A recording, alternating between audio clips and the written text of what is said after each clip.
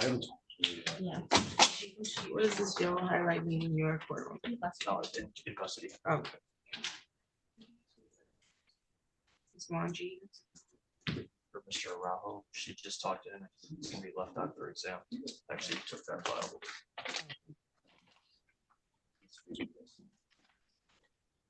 He's in custody. Leon Smith. Okay. And so. Is Mr. Chaz Smith here? Two cases. He's not in Zoom and he's not in hallway. No one's on yours? Okay. And they cut him loose. On the record, in the matter of the people of the state of Michigan versus Chaz Nicholas Smith, file number 24-01087. Council appearance. Abigail Wilson for people.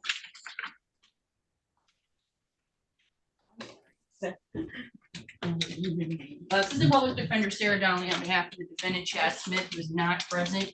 It's my understanding that he was taken into custody in the county jail yesterday. In Ingham County? Yes. Thank you.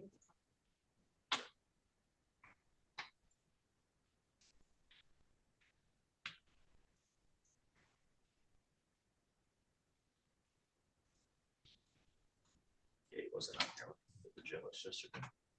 So what? He said, yeah, he wasn't in here only with the jail yesterday. He's in custody now. Okay, today was the date set for a probable cause conference before Judge Tony Flores. Matter is scheduled for preliminary examination, May 16th, 8:30 in the morning. Did you speak to him before he was taken into custody? No, I wasn't able to get a hold of him this week, Your Honor. I would just ask that this be left for the preliminary exam next week. Okay, I'll note that on the file. Additional matters on the record for that file. Not for the people. None for defense. Thank you, you're all set. Have you seen Ms. Robertson on Thompson? Plus a second. What's going on with Raphael Solomon? Does he not have an attorney? He does not. It's my understanding he had an attorney on another file in circuit, and he recently fired that attorney and is seeking counsel. Okay, we need to bring him up.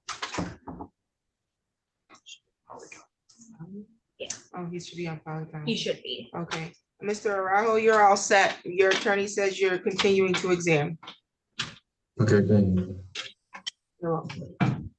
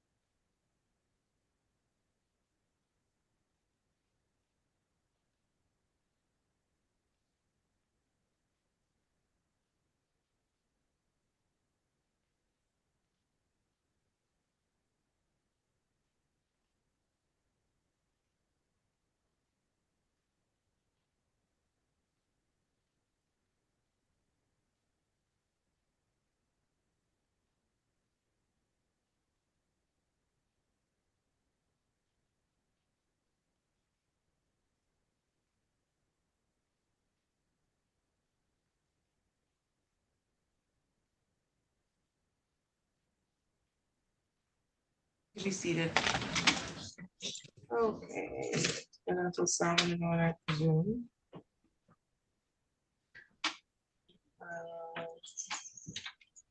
on the record in the matter of the people of the state of Michigan versus Edward Disick, file number 24-01127. Council appearance. Abigail Wilson with the people. Thank you, Your Honor. Robert Palmer, the Public Defender's Office, on behalf of Mr. Zick, who appears today via telephone from the Union County Jail.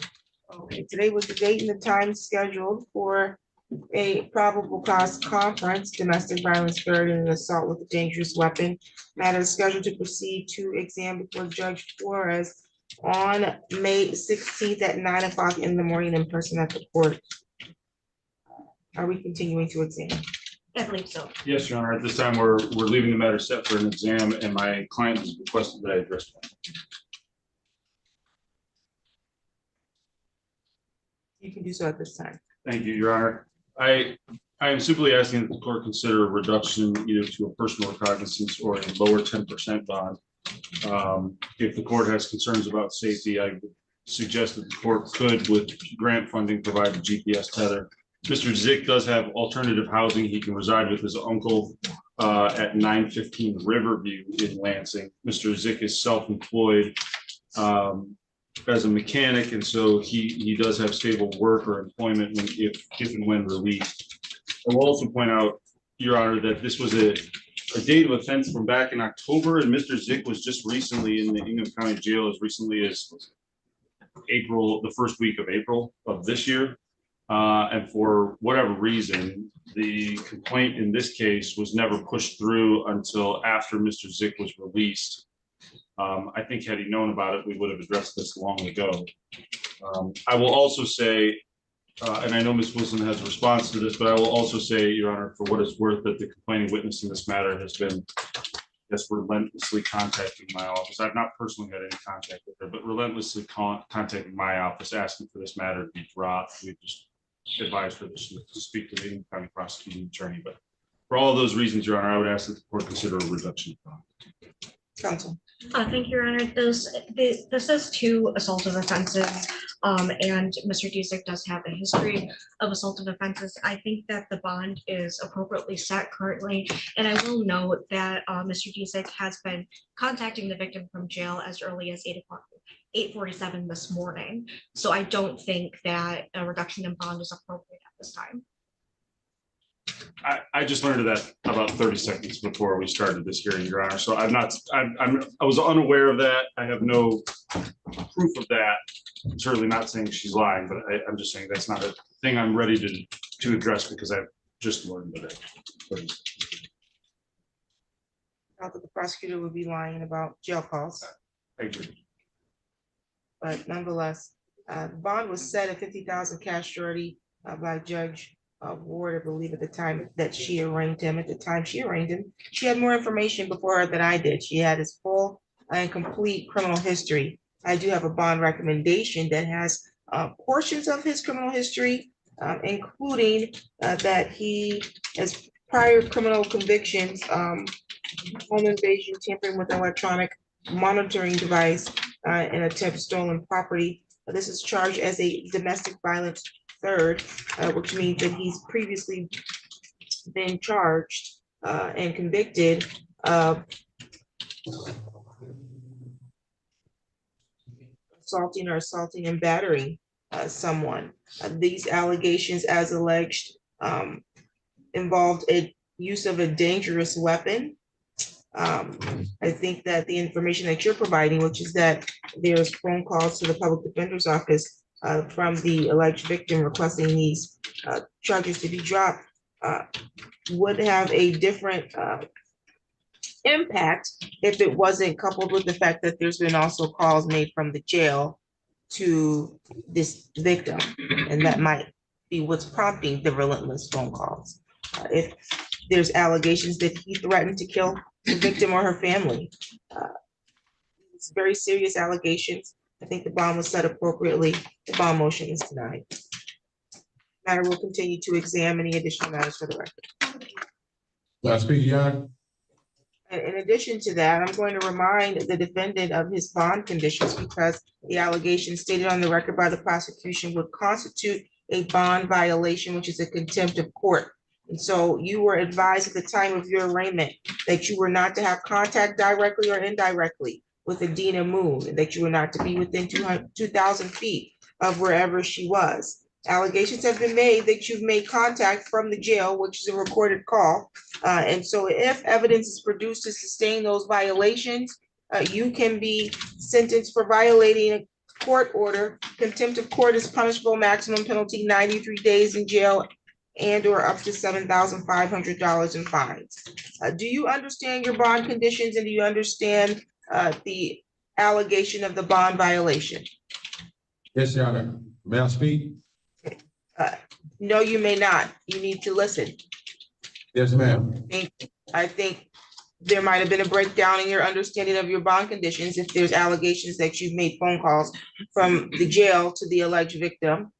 There also must be some breakdown because I'm pretty sure that phone told you there was a recorded phone call. So you should have known that the prosecution would likely be able to find out if you're violating the bond conditions. Do you have any questions about your bond conditions? No, I don't, Your Honor. Okay, now you have something that you want to say? Yes, Your Honor. On the day that they picked me up or whatever, from 616 Bluff Street, I've been released to her house. I've been there since March 11th, when I got out of jail with our other case that I had with you. And Your Honor, if the prosecutor goes back and listen to those phone calls, they can see that. Hold on. I would prefer that we not be talking about jail calls on the record as well, because it's potentially an admission. Mr. Zick, my concern in what you're stating is that if you start making comments about calls that are jail calls while we're on the record, that could be used against you to prove a bond violation against you. So you could be admitting to contempt of court. So my legal advice to you is to not continue with this conversation. Yes, sir. Thank you. That understanding, do you have anything else that you want to say? No, you guys have a blessed day. Same to you. Thank you.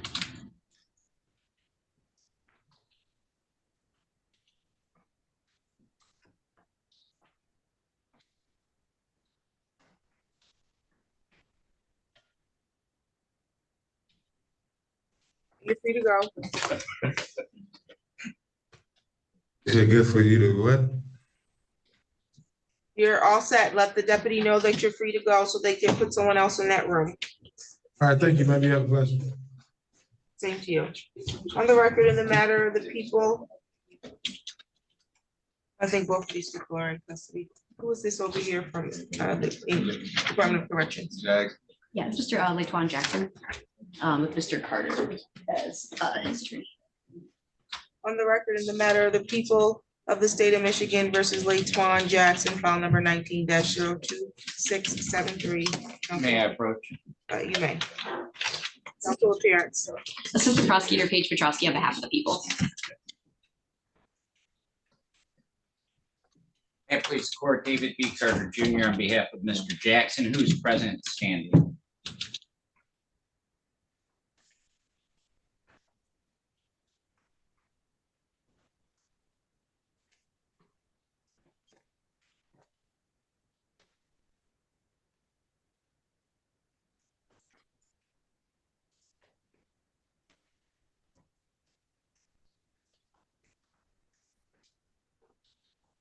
Okay, today was the date and the time that was scheduled for preliminary examination, but we said we would treat today as another probable cause conference because Mr. Carter had recently been retained on this matter.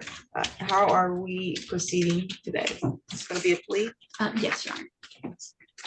That is correct, Your Honor. I've had the opportunity to discuss this matter with my client at length. I've had an opportunity to discuss with him the offer that the prosecution has given him, and my client wishes to proceed with that offer and plead guilty to the lower, to an added count of larceny between 200 and 1,000. It's also my understanding, although it's not on the plea sheet, that there's no objection to immediate sentencing. That's correct. There's no objection to immediate sentencing. And there's no restitution in this file. The victim? The victim in this case would be the bank that the fraudulent checks were attempted to be used or attempted to be cashed at.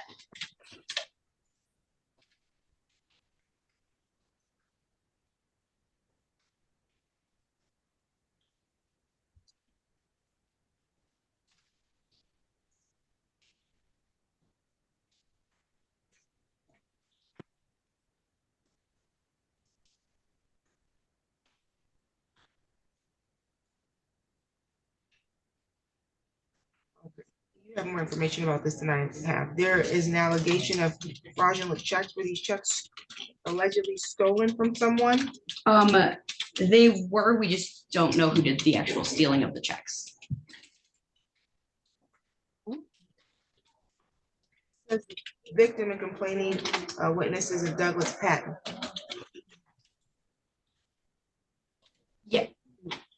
Yes, so that was the, I It's not a guess, bank.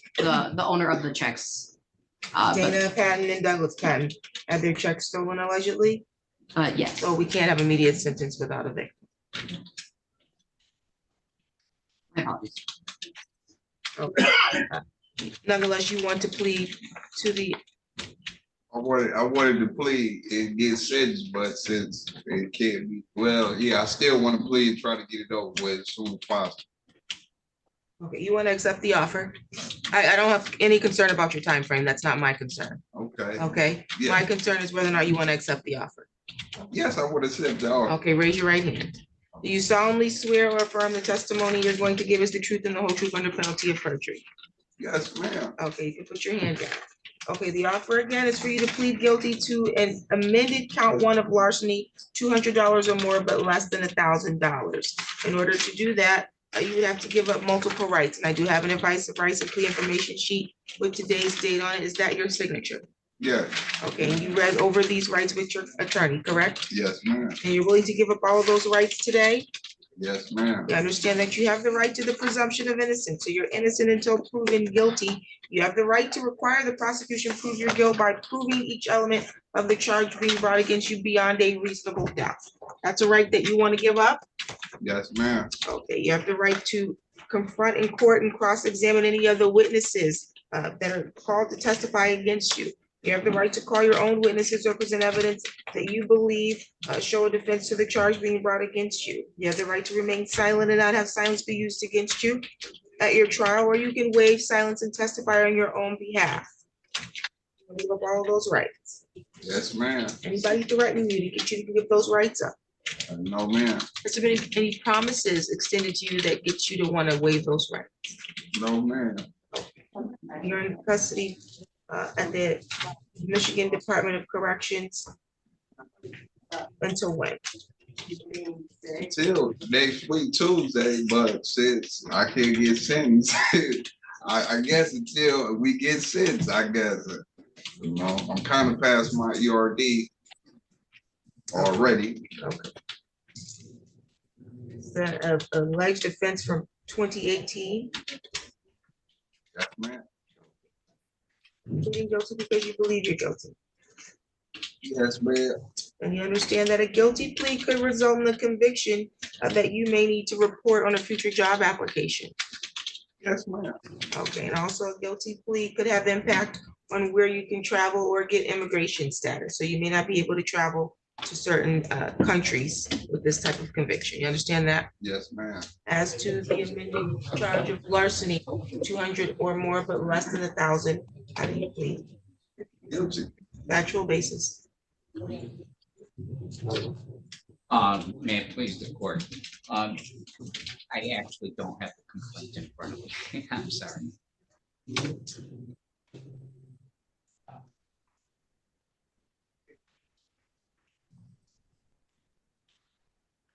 I am Whitney Ransom.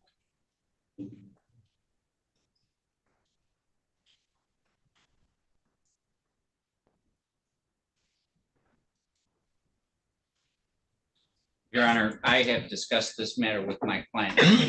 He'll be putting the factual allegations on the more serious count of lettering and probation. Oh, this is yeah.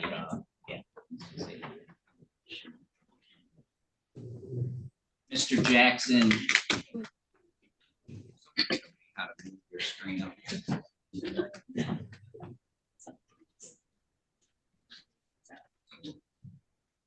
All right. That's good.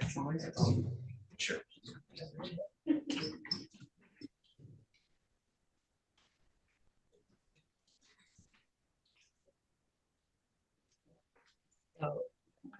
You just Use two fingers and slide up.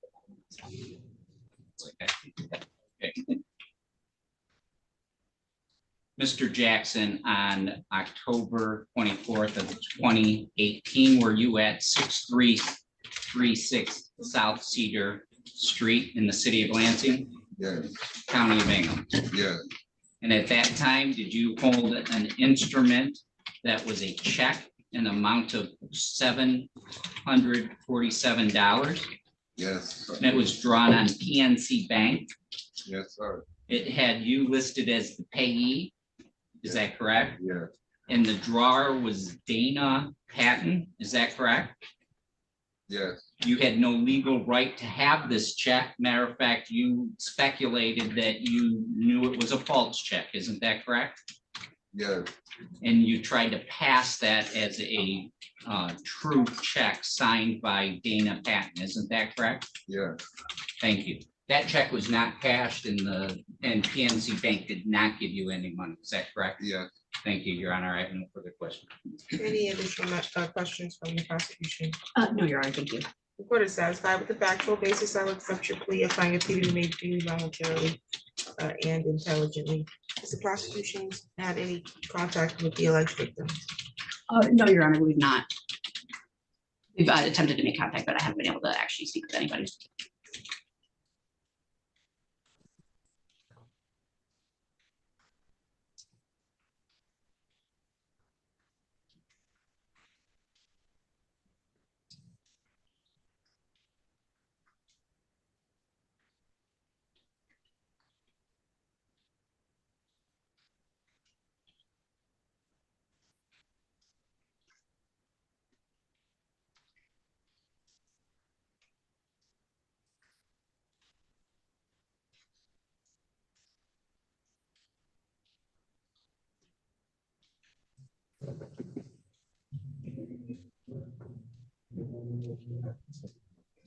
He's supposed to be released, it says to the ERD on the 15th, and we'll go to housing where? Livingston County. Oh, He won't be released. Yeah, I- Suspended. she's not had contact with the alleged victim. This is a 2018 case. I'm gonna credit him time served. Thank you, Your Honor. Any additional matters for the record? Nothing for the people. Nothing for this. time. You're all set. Thank you.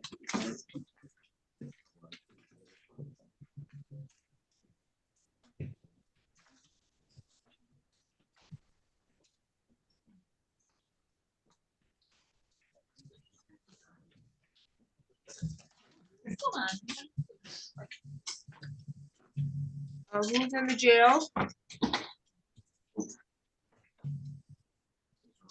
Only Your Honor. Can you hear me in the jail? Yeah, What's your name? Palmetier. On the record in the matter of the people of the state of Michigan versus Ronald Lee Palmetier, file number is 24-01220. Council appearance. Abigail Wilson for the people. And good morning, Your Honor. Stephen Milks on behalf of Mr. Palmetier. He is with us via Polycom, coming from East County Jail. Okay, today was the date that was set for probable cause conference before Judge Tony Flores. This matter is scheduled for preliminary examination before Judge Flores, May 16th at 9 o'clock in the morning. Are we continuing to exam? Thank you, Your Honor. Yes, I believe for now we're leaving it set for exam. Mr. Milks has expressed some concerns to me that may change that, and he will let me know ahead of time whether witnesses need to be called off before that date. Your Honor, that is complete and accurate. People have been very accommodating to us at this time. We will let the people know that whether or not we plan on running the prelim or whether they can call off the witnesses at that time. I'll note this will continue to exam. Any additional matters we need to address on the record today? Not for the people. No, Your Honor, nothing for the defense. Thank you. You're all set, Mr. Palmetier. Thank you, Your Honor. I think she just stepped out. That's what they said last time. She was here until about 30 seconds. Next time you see her. Your Honor, the Well, front row looks There's like only the usual two suspects. judges, there's only two judges on the bench today, and I'm doing two dockets. Understood. I need her here. Sorry, I can grab her. Yeah, her. I can grab her. No, it's been warned against that.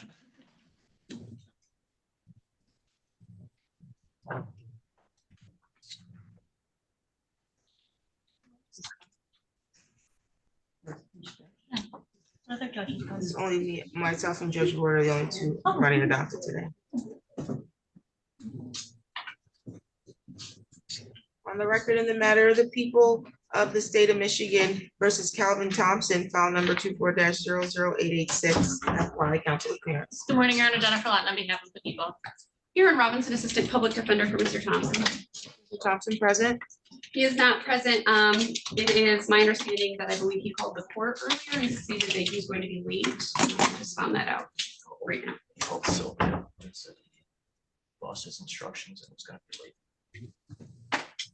That was a while ago, so. Yeah, looks like on the 23rd, he mixed up and overslept, so he was late then too. I'll show you more. Maybe that'll help him keep up with his instructions in his court time. A matter is scheduled for exam before Judge Flores, May 16th at 8:30. Are you expecting to continue to exam? I thought you issued the bench warrant, Judge. I am going to issue a bench warrant, but have you spoken to him already? I have not, no.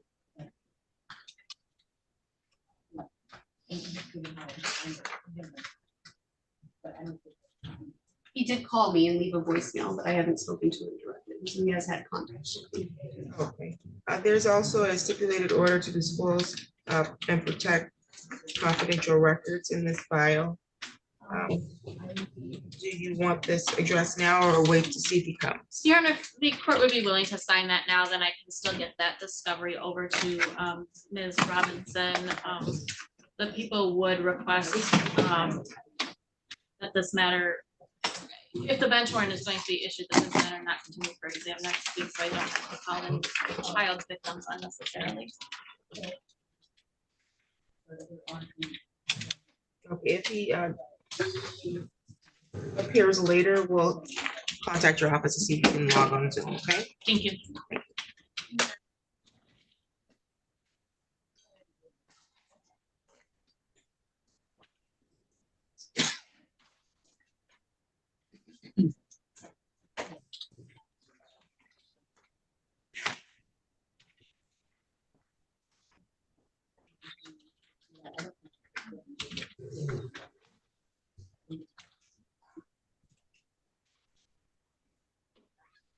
In the jail. That's Mr. Fisher, Your Honor. We're just gonna, we're probably, we're just gonna leave that out. Well, he's supposed to. Can you hear me in the jail? Yeah. Yes, Your Honor. Mr. Palmer, you're all set. You need to let the deputy know you're free to go. Thank you. Okay, thank you. Who is in jail, post 1? Your name, sir? Tyler Fisher. Okay, you say you're continuing? Yes, You Your don't Honor. need to go on the record? No. Okay, your attorney said you're continuing to exam, so you're all set. Mr. Okay. Fisher, thank you. Yeah, You can yeah. let the deputy know you're all set.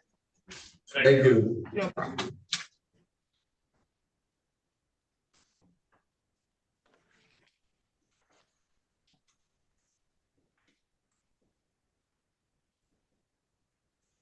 Is Blackman present, Mr. Starks? Shatori Blackman. I'll try to follow again, Your Honor. I thought she was gonna try to appear by Zoom. I have a plea offer I really need to talk to her about, so I prefer just to leave it on for now when she shows up. And then we'll follow up with and see if we're actually gonna be one of these exams. Early next week, and we can just leave it on. But I thought she was gonna try to appear by Zoom. Okay, she's not appeared via Zoom. It's 9:30. She's supposed to be at 9:30, so we'll give her some more time. Thank you.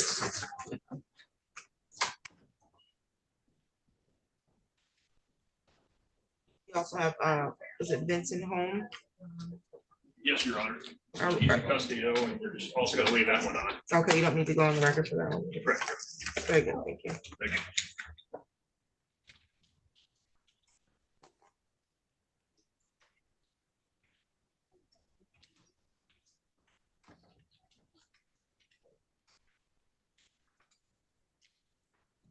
Who's on, Heredia?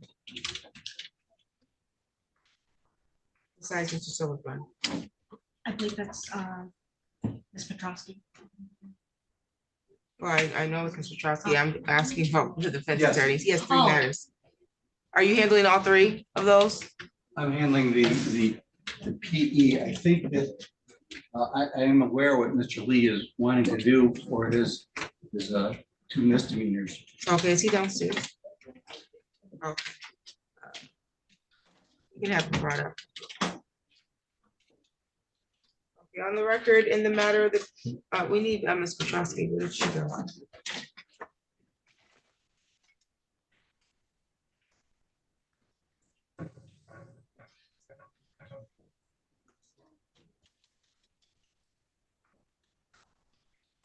Juan Gletzo present. Yes.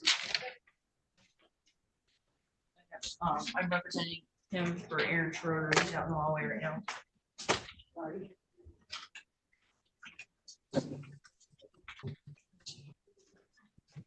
So for the record, in the matter of the people of the state of Michigan versus Ryan Lee Weck, file number 23-03515, council appearance. Assistant Prosecutor Paige Petrosky on behalf of the people. Good morning, Your Honor. Issa Hadad standing in for the Attorney of Record, Edward Zaney, for Mr. Ryan Weck. With permission of Mr. Weck, is that correct, sir? Yes, sir. Thank you. Please state your name for the record. My name is Ryan Lee Weck. Thank you, Your Honor. We are ready to proceed. Okay, today was the date that was scheduled for a preliminary examination.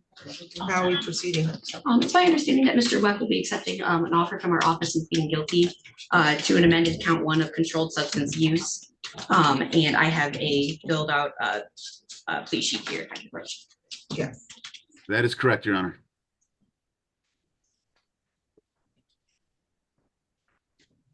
Okay, that's correct, Mr. Weck. Yes, yes, Your Honor. Please raise your right hand. Do you solemnly swear or affirm the testimony you're going to give us the truth and the whole truth under penalty of perjury? I do, Your Honor. Okay, you can put your hand down, sir. People are offering to amend account 1 to controlled substance use. In order to accept that offer, you would have to understand certain rights and then give those rights up. First, you have the right to the presumption of innocence. So you are innocent until proven guilty. Do you understand that? Yes, ma'am. You have the right to require the prosecution prove your guilt at trial by proving each element of the charge being brought against you beyond a reasonable doubt. You have the right to remain silent at your trial and not have silence be used against you. You can waive your silence and testify at your trial if you'd like, or you can subpoena witnesses to testify on your behalf. And you have the right to present evidence at trial that you believe show a defense to the charge being brought against you. You understand all of those rights? I do, Your Honor. Do you wish to give them all up today in order to plead guilty to the amended charge of use of a controlled substance? Yes, ma'am. Has anybody made any threats to you to get you to give up your rights? No, ma'am. Has there been any promises extended to you to get you to give your rights up? No, ma'am. Okay. Are you currently on probation or on parole? No, ma'am. You understand that a guilty plea could result in a conviction that you may need to report to your current employer, or you may need to report this conviction on a future job application. I do, Your Honor. A conviction of this kind could also have impact on travel or immigration status that you may be seeking. Do you understand that? I do. As to the amended charge of use of a controlled substance, do you plead guilty, not guilty, or stand mute? Guilty, Your Honor. Are you pleading guilty because you believe you're guilty? Yes, ma'am. Factual basis, please. Thank you, Your Honor. On May 22, the date was May 25th, 2022, in the city of Lansing, county of Ingham, state of Michigan. Did you use a controlled substance? I did. Did you have permission to use that controlled substance? I did not. Did you have any lawful authority to use that substance? I didn't. No, sir. Okay. And you knew it was unlawful to use that controlled substance? I did. Thank you. No further questions, Your Honor.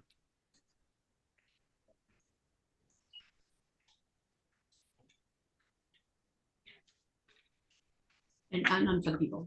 The court is satisfied with the factual basis. I'll accept your plea. If find your plea to be made freely, voluntarily, and intelligently. This matter is scheduled for sentencing July 11th, 2024. You need to report to our probation department no later than Monday, 9:30 in the morning in person, so that they can get you scheduled and set up for your pre-sentence interview, okay? Thank you. Okay. One thing is Mr. Zaney is asking that he has an evaluation set up with Dr. Deb Smith for and we would submit that to probation. So we ask that that be allowed and not be part of the probation PSI. We're going to do that prior to his full interview. He's going to be required to do a substance abuse assessment. If he has one that he can provide, that is on his expense, then he's going to do that. Otherwise, he'll do one with the probation department and they will bill him for that. But he's completely allowed to go and get an assessment from an approved assessor and have that provided. Thank you very, very much, Your Honor. No problem. So don't forget though that you do have to report to probation in person within 48 hours, okay? And where do I do that at? They're in City Hall on the 5th floor. On the 5th floor. All right. Thank you. Thank you, Your You're Honor. welcome. Everybody have a nice day. Yes. Do you have any questions, Mr. Weck? No, ma'am. Okay, any Thank you. additional matters for the record count? Nothing for the people. Have a great day. Yeah, everybody's gonna calm down and let me decide when the case is free to go. Okay, anything else from you, counsel? Nothing from the defense, Your Honor. Thank you. Now you're free to go. Thank you, It's Judge. already- Thank Have a you. good day. Thank you. I have someone in the jail. What's your name? Raphael Solomon. He is unrepresented. Mr. Solomon.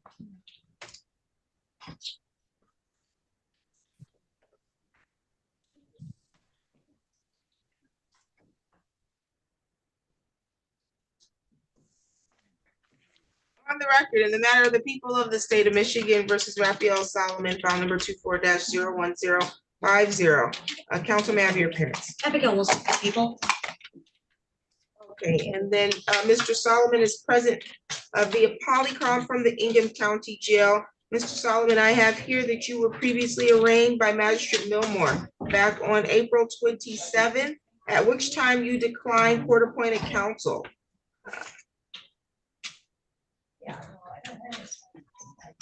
What's your plan for representation? David B. Carter. Are you hired, or you're intending to hire Mr. Carter? Yes, ma'am. Okay, is Mr. Carter aware of this? Yes. Because he's present in the court today, he didn't mention anything about your case. Right, I haven't given no deposit yet. I'm still working on You it. haven't done what? I haven't paid him yet. I'm still working on it. Okay, when do you intend to pay? Like a week or two. Say that again so I can hear you. Like a week. Okay, so this matter is currently scheduled for a preliminary examination on May 16th before Judge Flores will treat that as another probable cause conference so that you can address the timeline and any issues as it relates to discovery if Mr. Carter is arraigned, okay? I mean, retained, that is, okay? Thank you, Your Honor. Okay. Do you have any questions today? No, ma'am. Any additional matters for the record today? Talk to the people. You're all set, Mr. Solomon. Okay.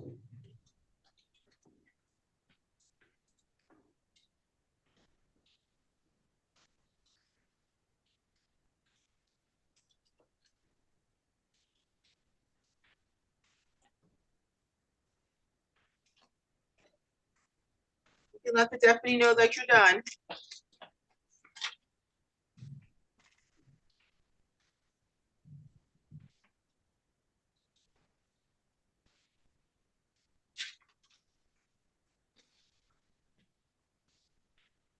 I'm noting here, that was your file. He's not planning on paying Mr. Carter if he retains it for at least a week, so he doesn't need to be brought over. He can appear via polycom.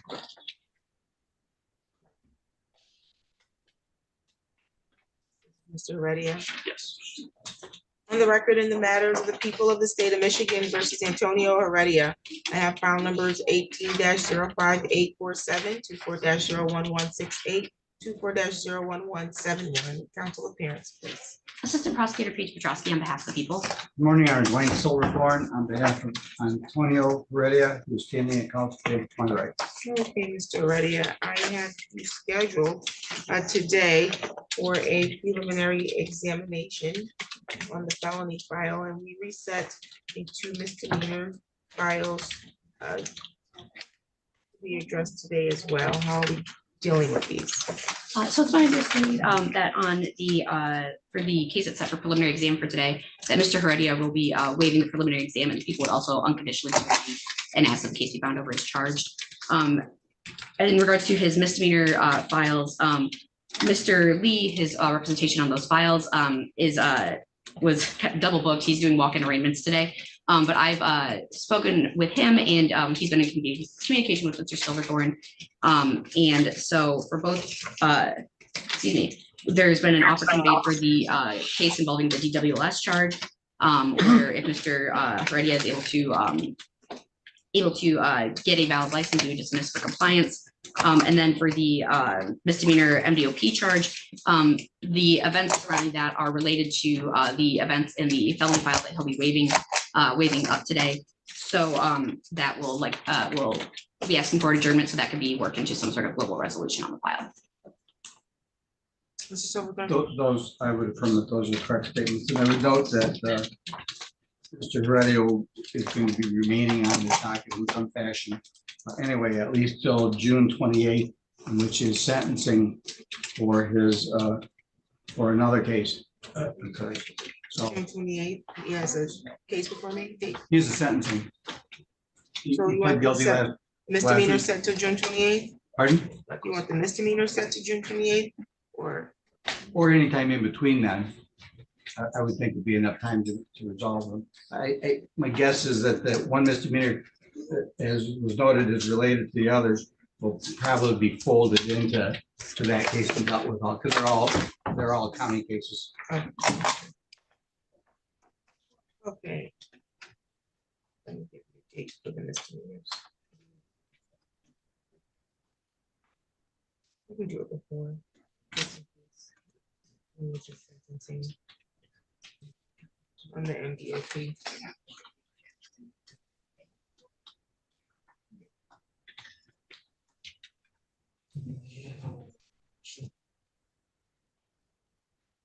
Yes. Yes.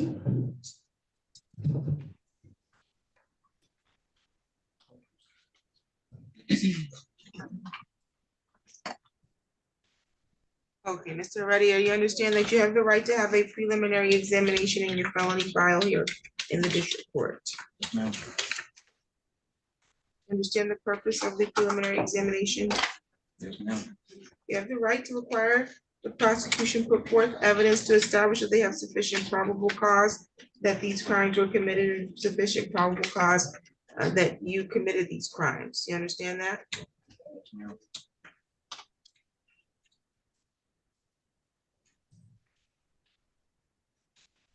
You're being charged with it's like 8 felony counts. With an habitual offender 4th offense notice, enhancing your penalty. You understand that? Yes, ma'am. Anybody threatening you to get you to waive your exam? No, ma'am. Any promises being made to you to get you to waive your exam? No, ma'am. You understand the waiver is unconditional, and you're not going to be able to change your mind if you get over to the circuit court and you don't like the resolution being offered to you. Yes, ma'am.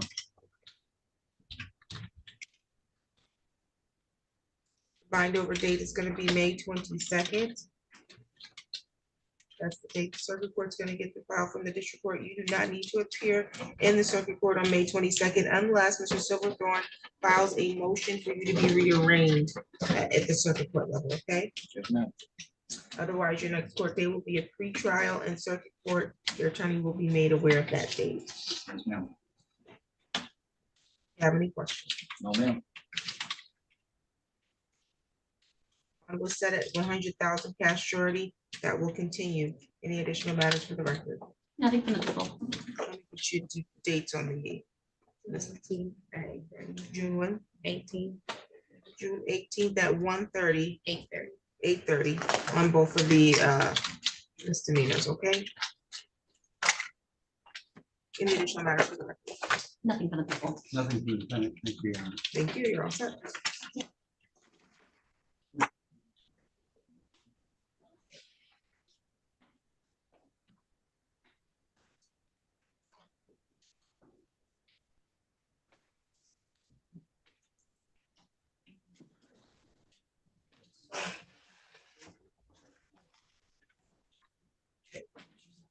Yeah, yeah.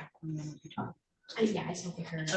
And Your Honor, just so you know, I see Mr. Willis is on Zoom. I believe he's unrepresented as well. Who's in the jail?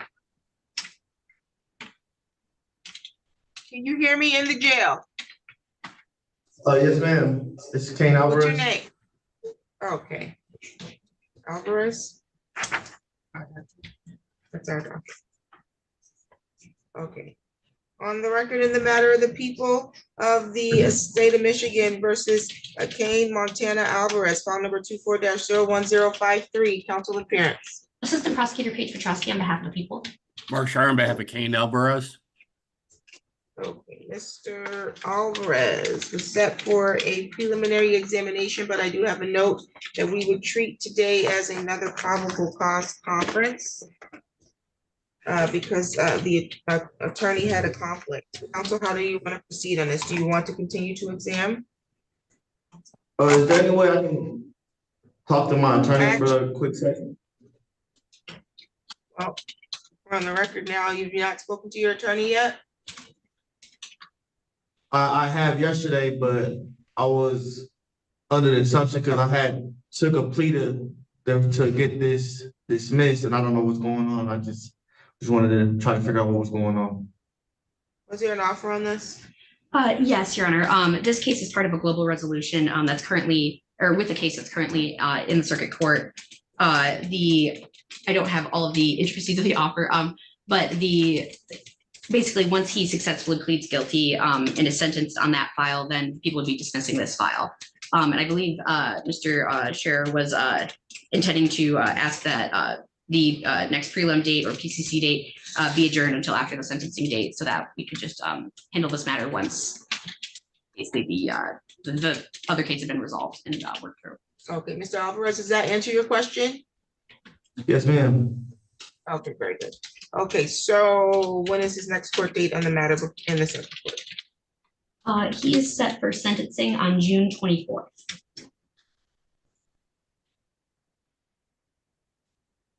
Okay, so Mr. Alvarez, in this matter, you're being charged with felonies. You have the right to have a preliminary examination within 21 days of the date of your arraignment. Due to the fact that you are negotiating and working through a global resolution, which would ultimately result in the dismissal of this case, are you willing to waive the timeline so that we can reset this until after your sentencing? Yes, Your Honor.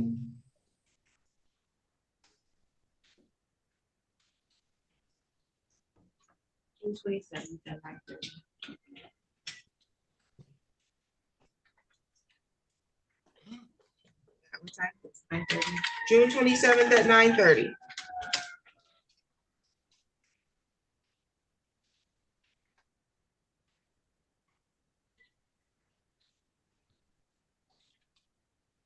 Do you have any questions at this point, Mr. Alvarez?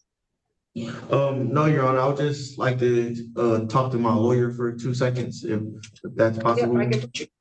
Yep, I can put you in a private meeting room in just a moment. Any additional matters for the record, counsel? Just to clarify, the June 27th date, is that set as a PCC or a prelim? I mean, hopefully all goes well and we'll be able to dismiss the case and it won't be an issue, but just in case something falls through, I just want to make sure we have. I'm gonna set it as a prelim, but it's up to you if you need to call witnesses or not. Understood, thank you. If it doesn't go through, I would imagine we're running an exam, but. Any additional matters for the record, Mr. Chair? Yes.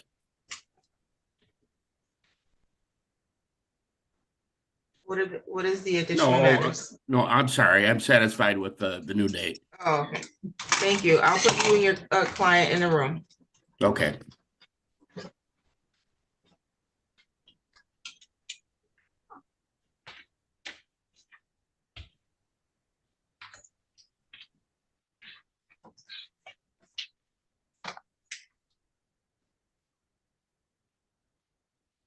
On the record in the matter of the people of the state of Michigan versus LaKendrick Willis, file number 24-01249, council appearance. Abigail Wilson for the people. Okay, and Mr. Willis, can you unmute your device? There you go. Yes, ma'am. Okay, state your name for the record, please. LaKendrick Willis. Okay, and you're present via via Zoom. Today was the date set for a probable cause conference before Judge Tony Flores. The matter is scheduled for preliminary examination on May 16, 2024 at 9:30 in the morning. At the time of your arraignment, you declined court-appointed counsel. Are you intending to hire an attorney? I have already obtained counsel. His name is Mike Did you Mavaloni. You paid him? Yes, ma'am.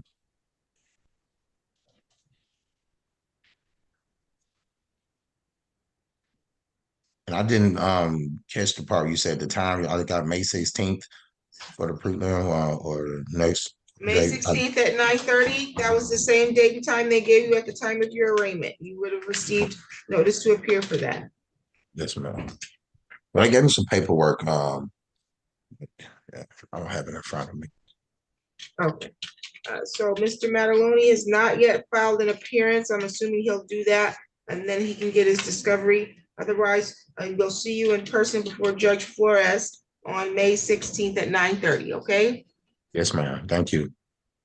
No problem. Any additional matters for the record, counsel? Top of the people, thank you. You're all set. All right, have a good one. Thank you.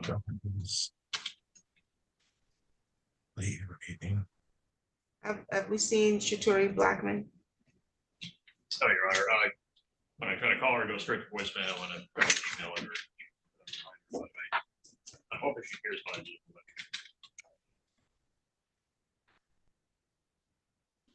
Okay, I'll issue a bench warrant on that one. Thank you, Your Honor. No problem.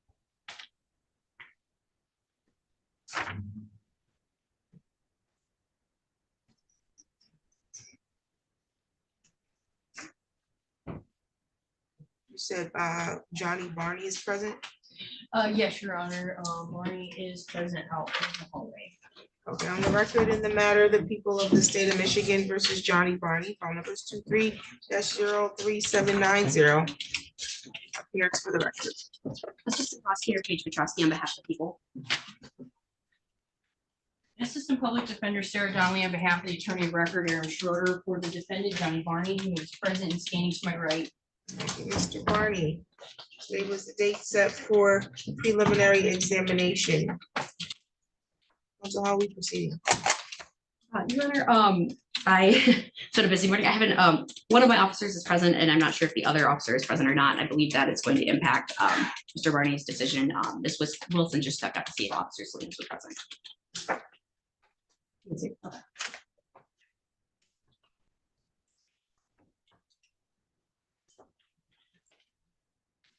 All right, Your Honor, at this time, we'll be waiving the preliminary exam and have this bound over to the circuit court. Is there an offer? At this time, I believe all negotiations or offers need to take place in circuit court. Okay, and so Mr. Barney, understand that you have the right to have your preliminary examination here in the district court, correct? You understand that you're being charged with one count of carrying a concealed weapon. You have the right to require the prosecution put forth evidence that would establish that they have sufficient probable cause that a crime was committed and probable cause sufficient to charge you with the crime. You understand that? Yeah. You're willing to unconditionally waive your exam? Yes. Anybody threatening you to get you to do that? No. Has there been any promises made to you to get you to waive your exam? No. You understand that the waiver is unconditional. You can't change your mind once you get to circuit court if you don't like your offer. Yes.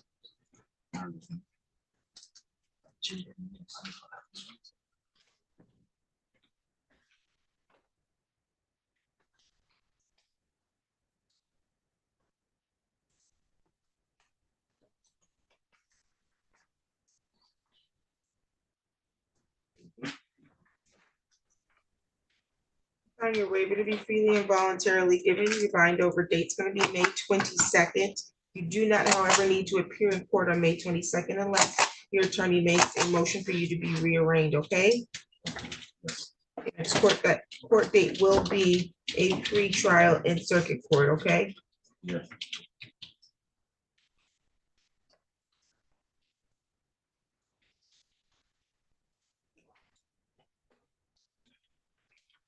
We set at 5,000 personal recognizance. Actually, it was 10,000 personal recognizance as of the 24th. That will continue. Any additional matters for the record? Nothing from the people, nothing for defense.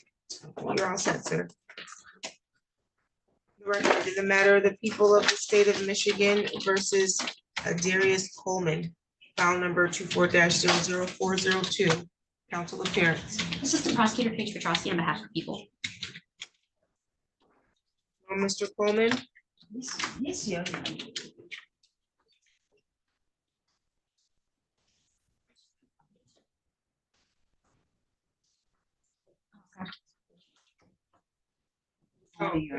morning. You okay, Mr. Coleman? Today was the date that we reset your matter for preliminary examination. Are we continuing to examine? You know, I have a short request for a short adjournment. My friend lives in Detroit. He was released from jail, and I think that we do not have a phone, so we just met this morning and we planning to go after for today at the office to discuss the case, so we can get ready and prepare for the preliminary exam. I'm not following. Were you new on this case? No, I'm not new. He was in jail. I think we waived the 21 days of the court found good cause last time. I found good cause back in February. Yes, yeah. He was in Oakland County. Yeah. And They don't allow attorneys to visit their clients in Oakland County. He was released. We lost. He couldn't contact me, and we only have contact this morning at 5 o'clock. He's been in Oakland County. He was in Oakland County at the PCC in February. It's May. I got out April 11th. That I recollect. I know you did. That's what my notes say, that you were released April 11th. My question is why your attorney didn't go see you between now and then if we were having an exam. I had no contact for him when he was from jail. He wasn't released until April. We were supposed to have this exam in March. And we was supposed to meet and review all the discovery, including the video. And he told me also that his phone, they still have his phone, so he had no way to contact me, and until this morning.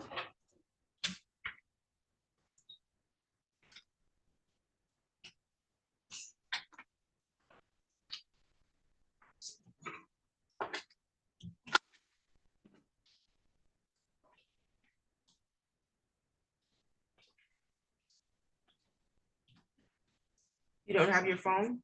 Well, they said that. I don't even know how can I go about getting it. I couldn't tell you how you go about getting your phone. I don't know who they is. Oh, it was seized for investigation is what you're saying? Yeah, they never give it back. Talk to your attorney about how you get it back. Okay, let's see. And your witnesses were here? They were, I'd spoken with Ms. Wanji earlier and she explained the situation, so I did release them, given that she wasn't able to see today. But everyone was here. And if you're sure you wait until I tell you to release, because my note says you accidentally released someone before. So Yes, yeah. So we don't release until the judge resets. Understood. So that there's no issues in the future. So we're have to reset this once again. It's your responsibility to meet with your client, whether he lives in Detroit, whether he's in custody of Oakland County. He's been in Oakland County, at least he was, in February. We brought him here multiple times for an exam. So I do think it's actually unreasonable that you're not prepared, because he was in Oakland County and you could have gone to Oakland County to meet with him. He wasn't released from Oakland County until the 11th, but we were supposed to have this multiple times. We had him written here for that purpose, at least on March 15th, which is when she accidentally released her witnesses. We will reset it, but that is not a toll that will be charged to the prosecution. You understand that? You understand that? Okay. You say it's so charged. I mean, the timeline. So you have the right to have a speedy trial. And if they delay it, that goes against your right to speedy trial, but this is not their delay. Okay? July 25th at 9 a.m. Do you have any questions today? So you're outside and you don't have any way for anybody to get in contact with you, is what you're suggesting. Fine. Well, I gotta keep it back in. How is your attorney supposed to get in contact with you? She got somebody.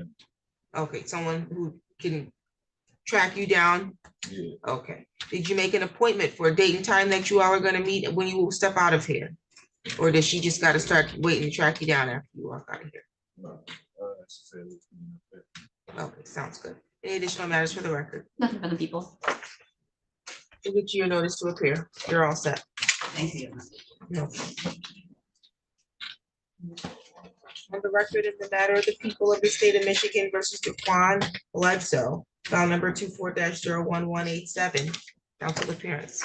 Assistant Prosecutor Paige Petrosky on behalf of the people. Assistant Public Defender Sarah Donnelly on behalf of the defendant Daquan Bledsoe, who will be momentarily standing to my right. There we go.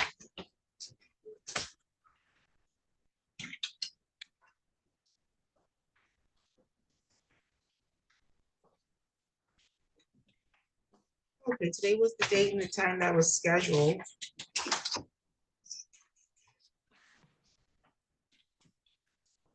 Preliminary examination. Did he pay for his GPS tag? Yes.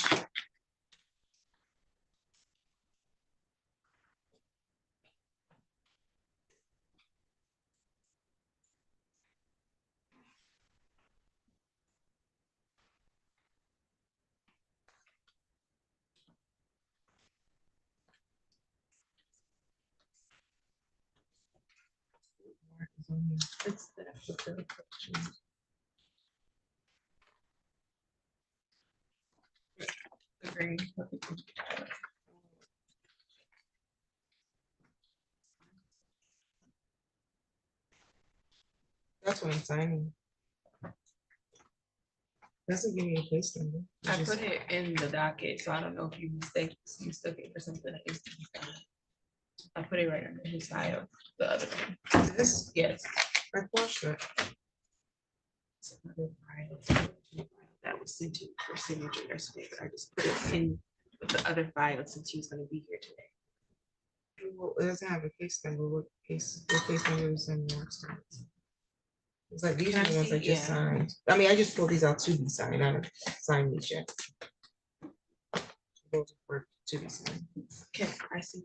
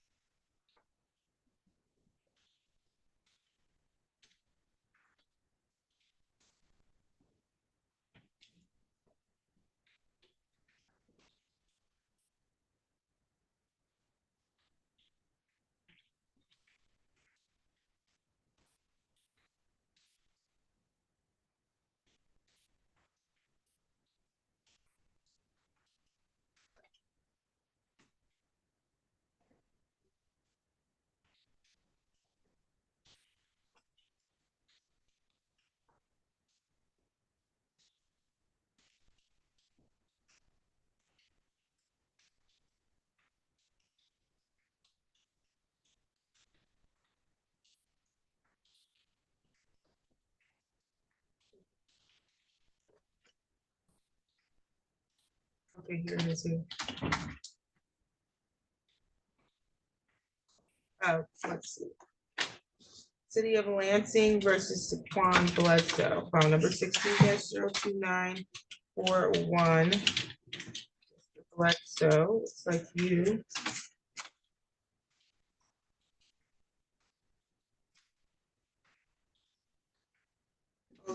$1,095. You both that since 2016. Well, it was more than that. You were supposed to be making payments on it. You look like you were making payments, and then you stopped. Yeah, I had trouble with my job. Yeah, I think we got laid off at the time. Okay, but you haven't made a payment since August, so when are you gonna make a payment? Probably next week. Probably. Yeah, I can't make, I just paid on my tether, so it's kind of hard. Hard to make those payments right now. I'll get to work on next week. How much?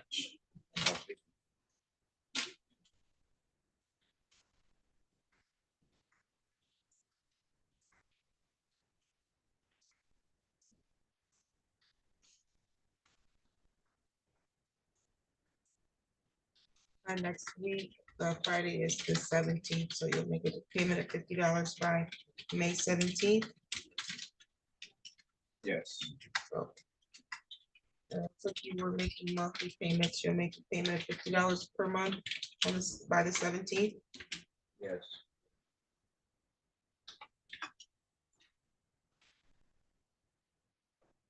Yeah, money kind of tight right now. Is it possible we can take each other off?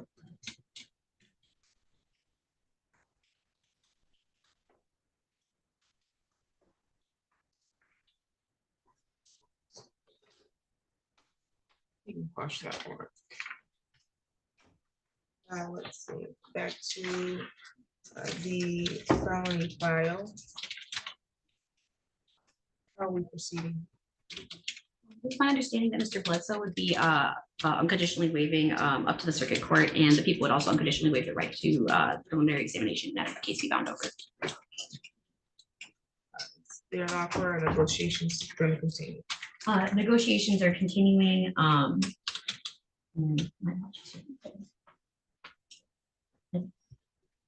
There wasn't an offer at this time.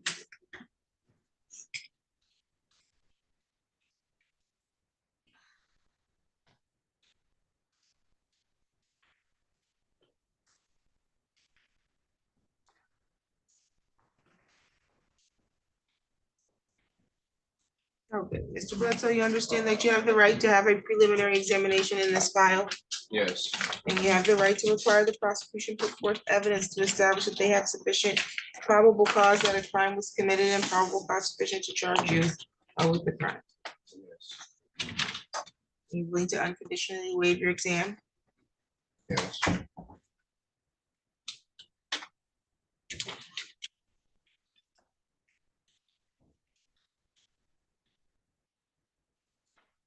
Anybody threatening you to get you to waive your exam? No. Is there any promises made to you in exchange for a waiver? No.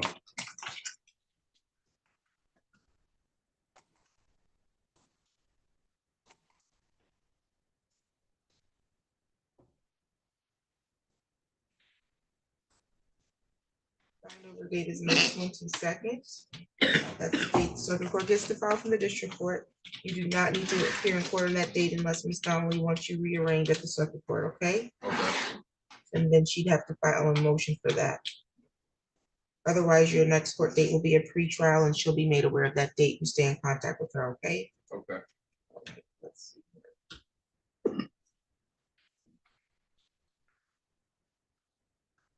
There's a police officer assault, and then there is a domestic violence.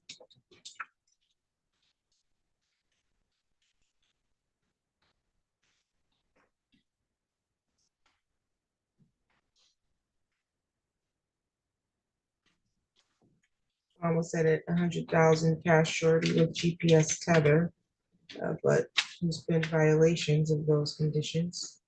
At least allegations of those violations because he was not paying for the tether. Are you making a bond motion at this time? As Mr. Bledsoe just asked if it was possible for the court to consider removing the tether. I mean, it is an expense that he has to, that prevents him from paying for other things. It's my understanding that the alleged victim did appear today. I don't know if she's still in the hallway, but if you wanted to consider what she had to say, She is present. She hasn't expressed anything to me one way or the other about the GPS tether, but I can bring her if you'd like to ask her.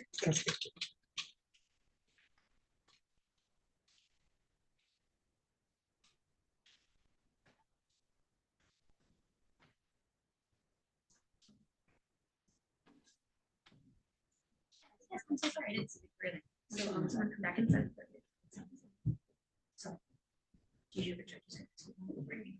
So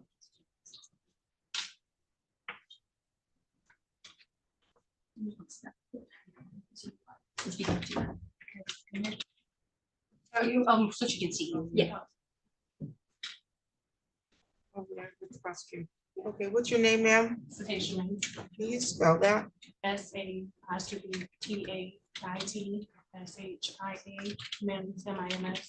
Okay, there is a bond condition placed upon Mr. Bledsoe as a result of the allegations that are pending. And one of those conditions is for a GPS tether. For them not to have contact directly or indirectly with you, and not to be within 2,000 feet of wherever you are. There's a request to remove the tether at this time due to the expense. Is that something that causes concern for you?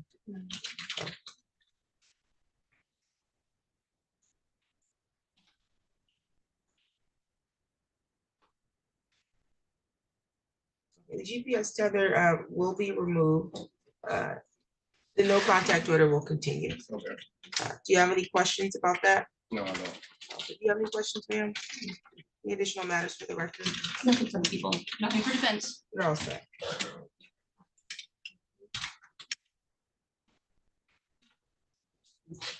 Oh, yeah, here. What Mr. Bledsoe?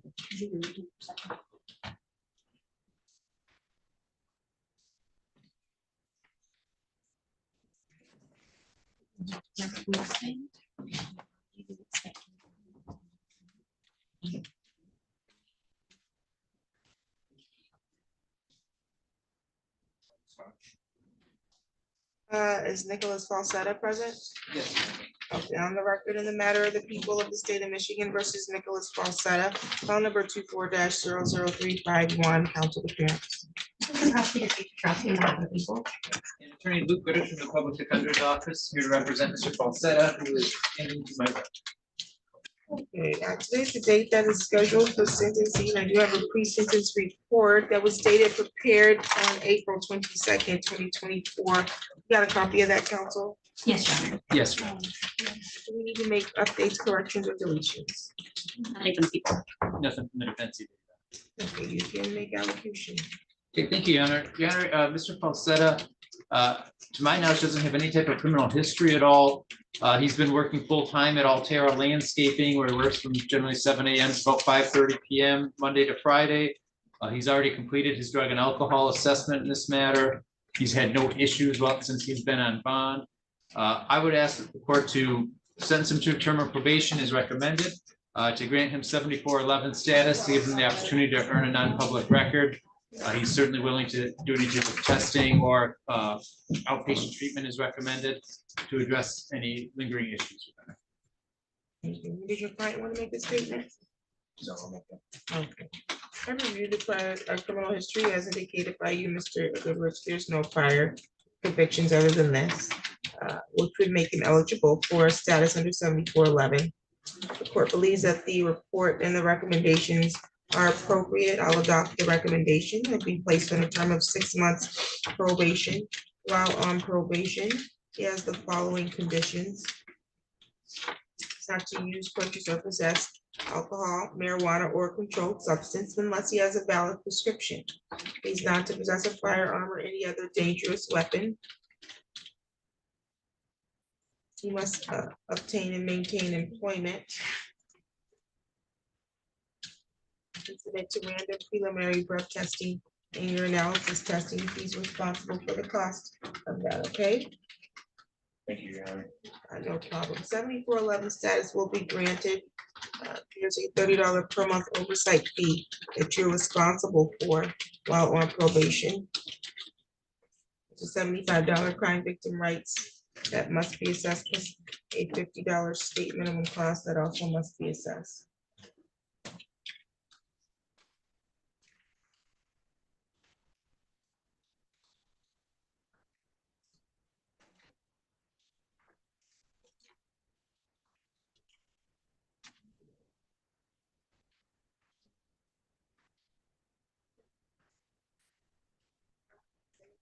I'll waive discretionary fines. The cost, your total fines cost will be $305, but you'll be able to make monthly payments on that while on probation, okay?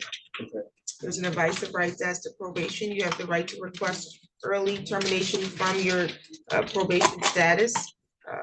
Early discharge, that is, once you completed half the original term ordered by the court, which would be 3 months in this case.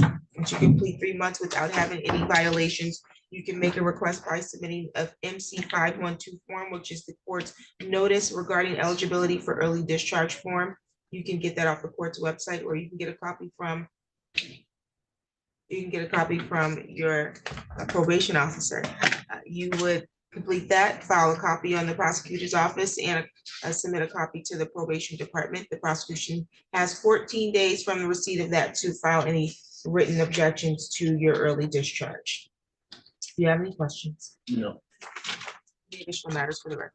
Nothing from the people. No, Your Honor. You'll go downstairs and check in with probation before you leave, okay? Thank you. You're welcome.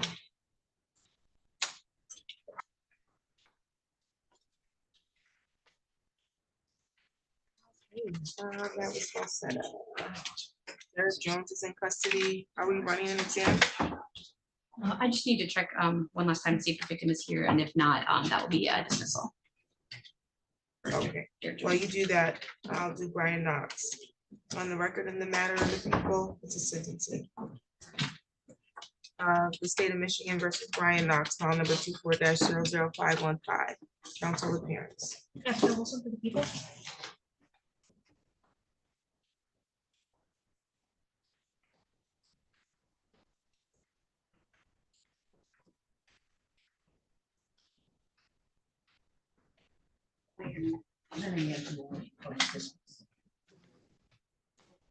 Mr. Knox, today's date set for sentencing, as you have a pre-sentence report and recommendation. It was prepared back on May 3rd. Counsel, did you get a copy of that? I did. Do we need to make corrections, updates, or deletion? None, Your Honor.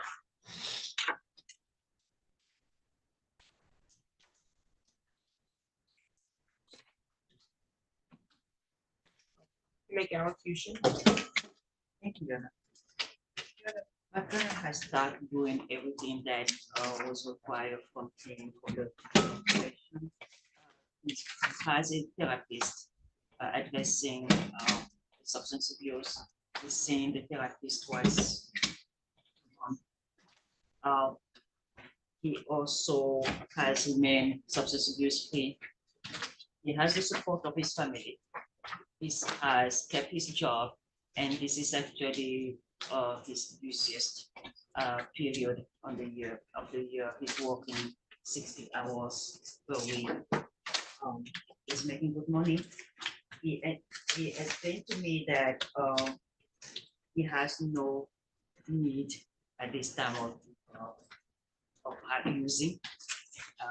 He's keeping very busy, and therapy is helping a lot. So he's taking responsibility for what happened. He does understand that substance abuse has some gosh with the law because of the substance abuse, and he wants to really take care of that. He's also working very hard to get his license so that he could drive because the car is very important for him for his business. Discussing probation, he told me that one of the plans to continue with therapy, even if probation is not ordered if probation is terminated, because he does believe that he needs to take care of the substance abuse, and it's gonna be a long way in order for him to remain sober.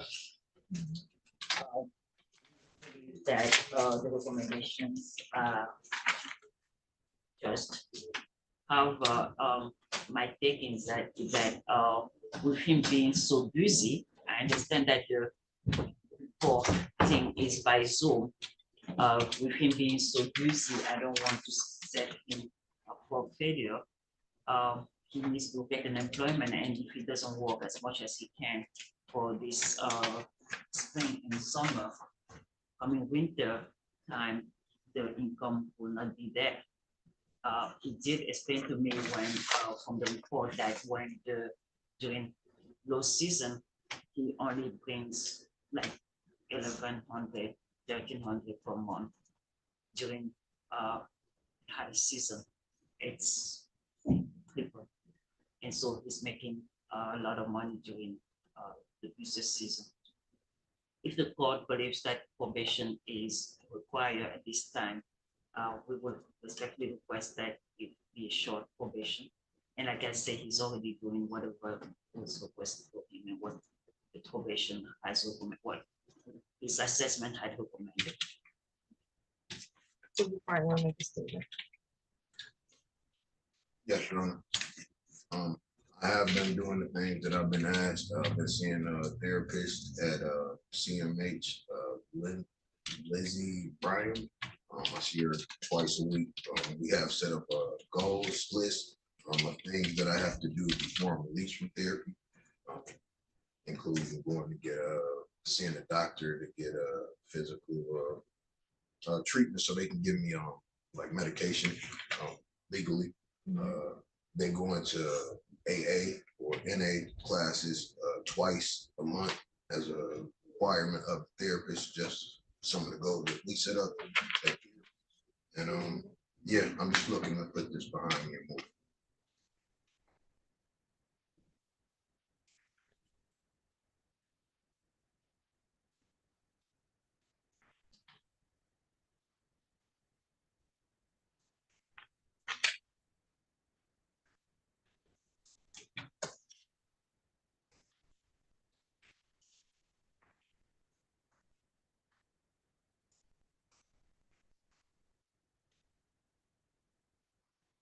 This is incident like having occurred back in February of 2024. Not that long ago, correct? Yes, ma'am. I'm reviewing your prior criminal history. This is not your first conviction for substances, correct? Yes, ma'am. So I applaud you that you're getting some treatment and some outpatient therapy, because it's what you need. You have a pretty extensive criminal history. Someone who's not quite hit 40 yet. You've been involved with the criminal justice system quite some time. You've done probation before, correct? I recognize that you're working now, you're turning your life into a better direction, and I think that that's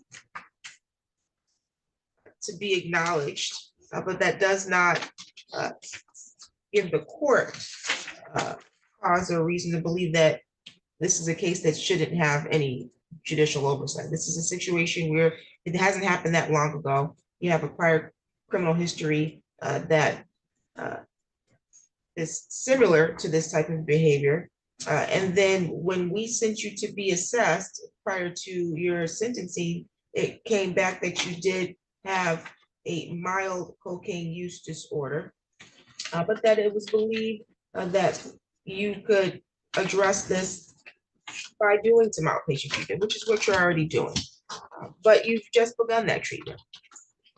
And so I think it's important that we make sure that you get the tools that you need so that you don't find yourself back here when situations arise that do cause you to feel like you might want to engage in using substances that are harmful to your body.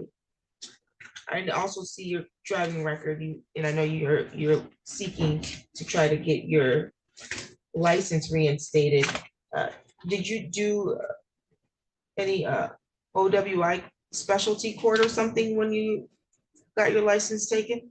No, I didn't. It wasn't required for that. The only thing that I asked my lawyer the last time was I got a packet that I got to go through. I had to wait a year before I could file to get the license back, and they gave me a hearing packet that I had to. I recognize that. I was just having this conversation with another, well, actually one of Ms. Longy's colleagues about the extensive nature and the uphill battle it is with Secretary of State to get your license reinstated under these circumstances. And it's without, having some kind of substance abuse court, specialty court that you were successful on, it steepens the hill that you have to go up. You're doing the things that you need to be doing, which is you're working, you're in treatment, but they have to see that you have abstained from certain substances for a period of time before they will ever give you your license back. You just got a recent conviction. Something like that could set you back, even though it wasn't involving a vehicle. That's something that they can consider, because it doesn't show them that you've made a lifestyle change as it relates to the decisions to use substances. When it comes to even OWIs, they want to see that you're not even drinking anymore, that you decided that you're going to be sober, that you're working, that you have letters of reference and recommendation from individuals that can show and demonstrate that he's changed his life. He's not the same person. You sound like you're on that track, but you're at the beginning of it. So I would encourage you to continue on that track. Probation is appropriate in this because we need to have some oversight. I recognize that you are working. This is your busy season. This is our busy season at the court too, because it's getting warm outside. And so we get to have remote hearings, but sometimes we don't. Luckily for you, for probation, you get to appear remotely to meet with your probation officer. So that should not be a problem. Even if that means that, you have to take a break during your work time and reschedule your break around the time that you have to meet. Make sure you're meeting, because again, it's via Zoom. You don't have to come in to do that. As long as you're doing your drops as you're supposed to, you won't have any issues. And then with this term of probation, you have the right to request early discharge after 90 days if you don't violate. So it's not a very long time that the court needs to have oversight. We just need to see that you've committed to being on track and that you're going to continue on that path. So I'm going to adopt the recommendation, which is for 6 months of probation. While on probation, you're going to continue your outpatient substance abuse treatment, and you'll provide evidence of that to probation. So if you're already in treatment, you don't need to go get new treatment because you're on probation. You just provide evidence of that to probation, okay? Yes, ma'am.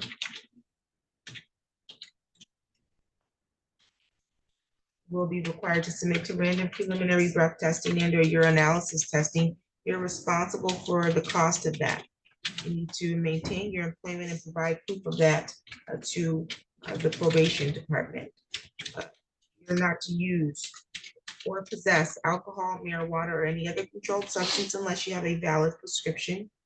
And you're not to purchase or possess a firearm or any other dangerous weapon. Do you have any questions so far? There is a $30 per month probation oversight fee that you're responsible for. So 6 months of probation, if you do 6 months, will make it $180. There's a $75 crime victim rights fee that must be assessed, plus a $50 state minimum cost that must be assessed.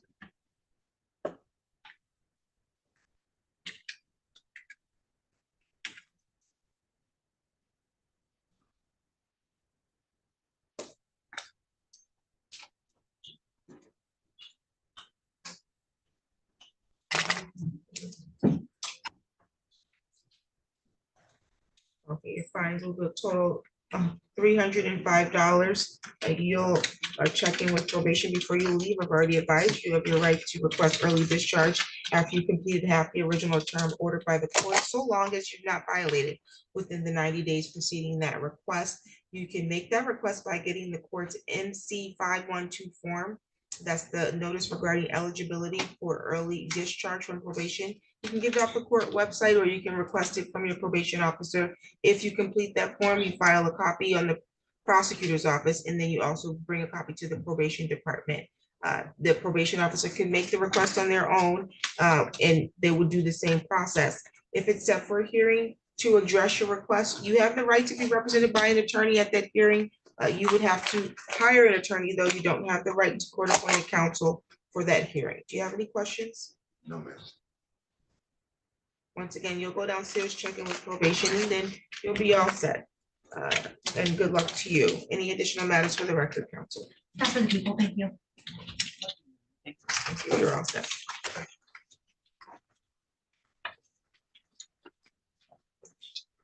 That was not, okay. Ms. Petrowski, you were going to check on somebody. Yes, Your Honor, I was here to see, or I was checking to see if the complaining victim and Derek Jones was present, and she is not. So Jones is in custody, correct? I believe so. Yes. You want him brought up? If the court will allow me to waive the appearance, I'm happy to do so, and I will go down and meet with Mr. Jones myself. On the record in the matter of the people of the state of Michigan versus Derek King Jones in file number 24-01185, counsel appearance. Assistant Prosecutor Paige Petrowski on behalf of the people. Thank you, Your Honor. Robert Palmer of the Public Defender's Office on behalf of Mr. Jones, who is in custody downstairs. I will waive his appearance for the purpose. Okay. And today was the date set for a preliminary examination. The necessary witness has failed to appear, correct, counsel? That's correct, Your Honor. Okay, so the people are moving to dismiss? Yes. Okay, motion to dismiss without prejudice is granted, and as you indicated previously, you'll explain that to your client. Any additional matters for the record? Nothing from the people. The only thing I'd ask is if I could have 2 copies of any knowledge signs so that I can provide one to my client in the file. Other than that, nothing further. No problem. Thank you. And I think, is Whitney Ransom your client? She is, Judge, and this is supposed to be a preliminary examination today, so her appearance on Zoom is unexpected. I will also say that I've not had any contact with her since the PCC. I sort of feel like this is probably going to be a competency referral, but because I can't really get contact with her, well, it's determining specific issues that need addressing. Okay, sounds good. Ms. Ransom, can you unmute your device? Hi, Your Honor. Why are you not present in person, which is what you were told to do? I did not know. I know that's my fault for not knowing, but Okay, well, you need to get here within the next 30 minutes. I can't make it. I'm sorry. I can make it Okay. in No, 45. You can make it in 45 minutes? Yes, I'll get down there. Okay, we'll see you in 45 minutes. Hey, can you? Okay, thank you. Thank you.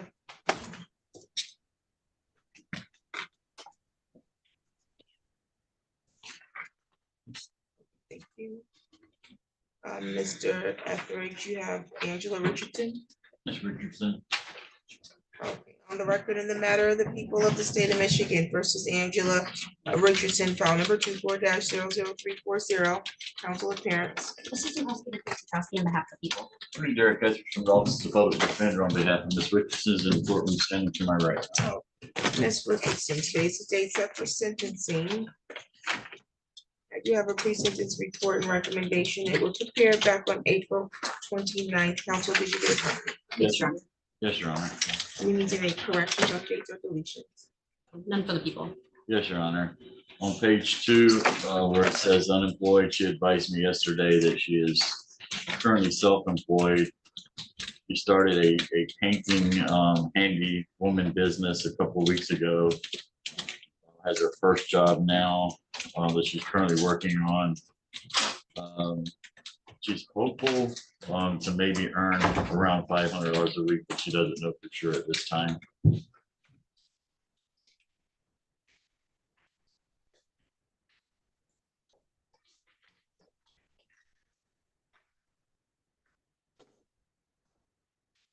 said painting handiwork? Yes, Your Honor, it's called American Painting and Handloom Services. Let's see.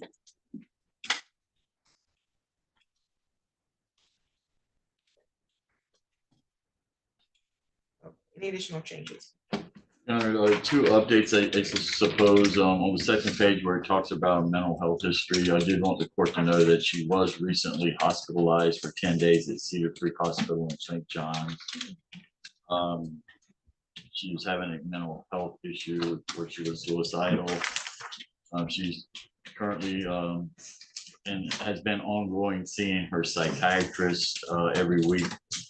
They're still trying to get her medications adjusted appropriately. The other update, Your Honor, is she is no longer at the Holy Cross shelter. She advised me that she is living with a friend at 413 Durant's Place, Lansing, Michigan, 48912, which she advised me she's already informed the probation department and courts. Additions, deletions, or corrections, Your Honor. Make allocution. Thank you, Your Honor. I please the court. Your Honor, I reviewed the recommendation with Ms. Richardson. She believes the recommendation is a appropriate recommendation that would cover the snow factors. Any modifications to the recommendation she would leave up to the court. Your Honor, even though she is not still at the Holy Cross shelter, she still is indigent. She is, for the most part, still suffers some disabilities, including mental health issues, and is currently on public assistance. She would ask the court to consider waiving any fines, fees, or costs the court can waive for her. She did advise me she was able to get the $100 for the assessment fee together and can pay that today. She's taken responsibility for this. She continues to struggle with her mental health issues and her addiction issues. She, as the report points out, a good candidate for probation. She seems to be remorseful. Probation noted that she was cooperative and remorseful, willing and able to comply with the terms. So she would ask the court again to adopt the recommendation and leave to the court's discretion any modifications. Thank you. Thank you. And did your client want to make a statement on her own behalf? I am very, like he said, remorseful, and I am able to do probation and pay the fines and fees.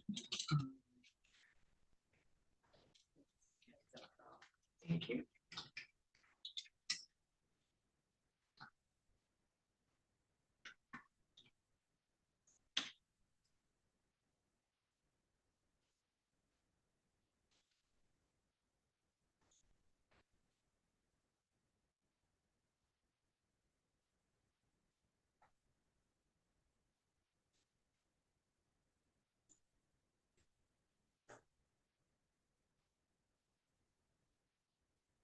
Okay, so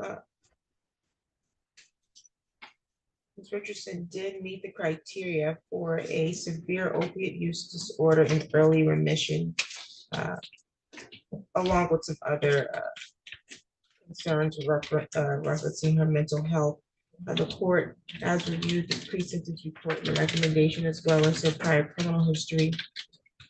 We think that a term of probation is appropriate. I think that the recommendation of 9 months of probation is also appropriate, so I will adopt that. While on probation, you need to continue your mental health counseling at Community Mental Health. You'll be ordered to provide a release of your information. You have to sign that so that the probation department can access that information, okay? You would also need to provide proof of all your prescriptions to probation, okay? Yep.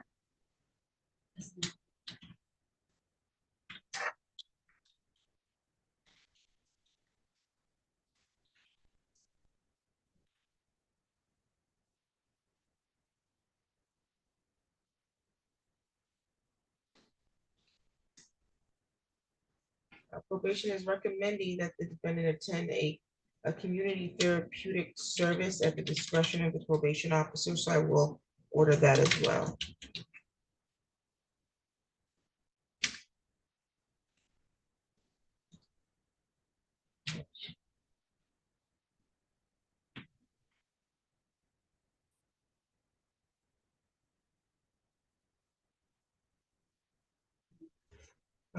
while on probation. You're not to use, purchase, or possess alcohol, marijuana, or controlled substance unless you have a valid prescription, okay? You're to submit to random preliminary breath testing and your analysis testing. You're responsible for the cost of that. You're not to be at any bars or any nightclubs, not to engage in any assaultive or threatening behavior. You're not to purchase or possess a firearm or any other dangerous weapon.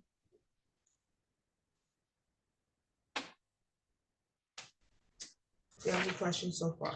There's a $30 per month oversight fee that you're responsible for while on probation.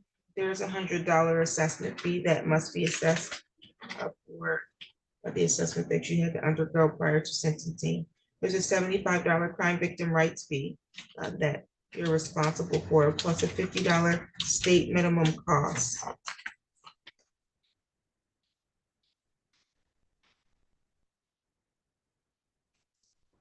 9 months of probation at $30 per month is $270. You owe the Lansing Police Department $422.99 for responding to this incident.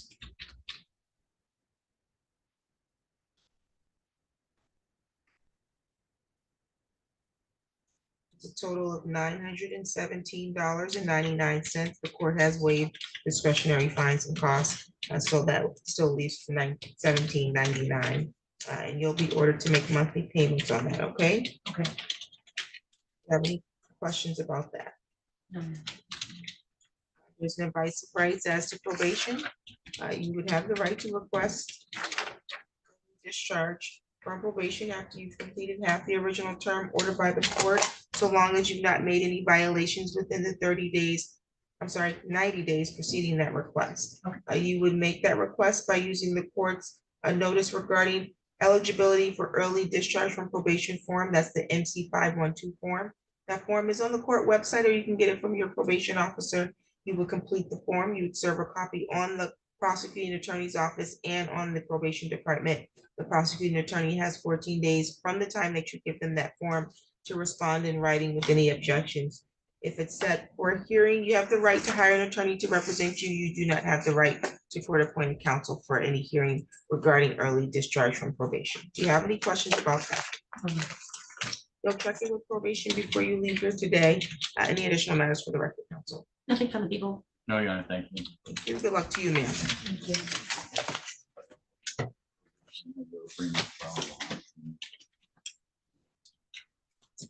Ms. Donnelly, is Justin Rouse present? Yes, Your Honor. Are we gonna run a hearing? No. I mean, exam. Okay.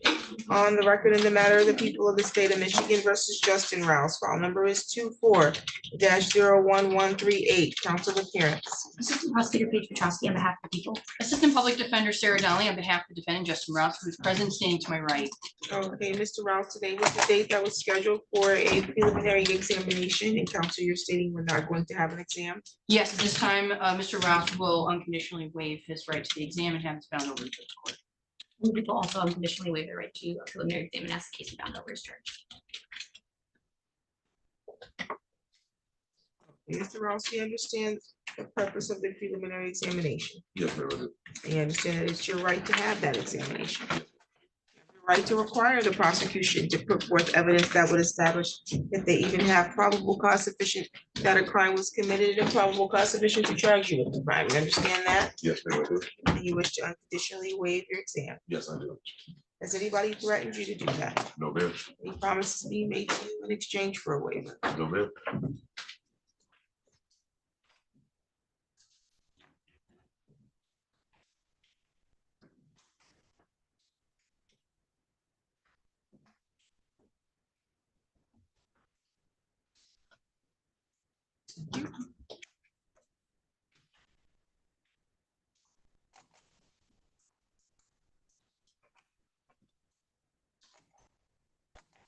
Signed over date is going to be May 22nd. That's the date the circuit court gets the file from the district court. Your next court date, however, will not be that date. It'll be a pretrial at the circuit court unless your attorney wants you rearranged for some reason at the circuit court, okay? Okay. She'll be in contact with you about your next court date. Bond was set at 2,000 personal recognizance, and that will continue. Any additional matters for the record? Nothing for the people, nothing for defense. You're all set, sir. All right, I'll see you later. Have we seen Samuel Wilson, or does that continue? That was Flores's matter.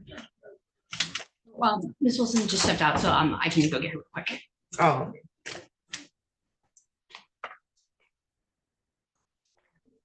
Other files.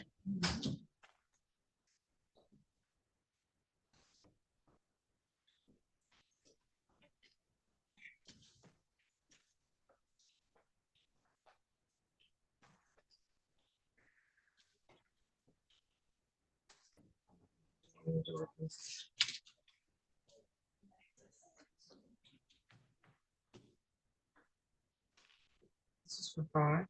Oh, was that their briefs? Is that for hearing?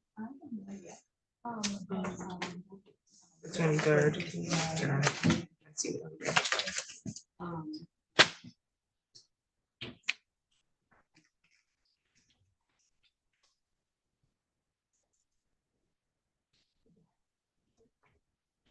What's going on with Samuel Wilson? I spoke with Ms. Robinson and he's in line to take our offer. So I think we're gonna convert the prelim date next week to a pre-date. I'll note that in.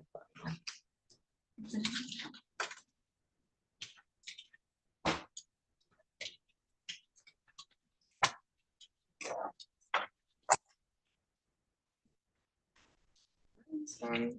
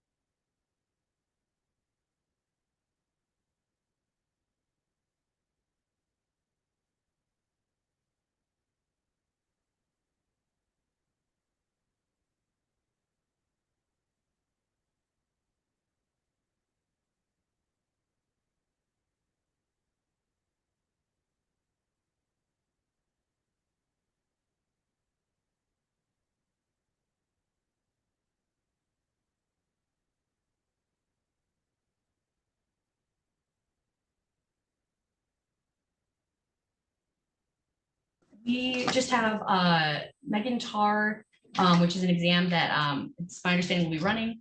And then Whitney Ransom, who's the lady who appeared on Zoom. She just called the administration's office and indicated that she can't be here in 45 minutes, even though she told the court she could be here in 45 minutes. Looks like we already had her in warrant status, so I did advise her attorney to try to call her, but okay, she doesn't appear today. I am remanding her.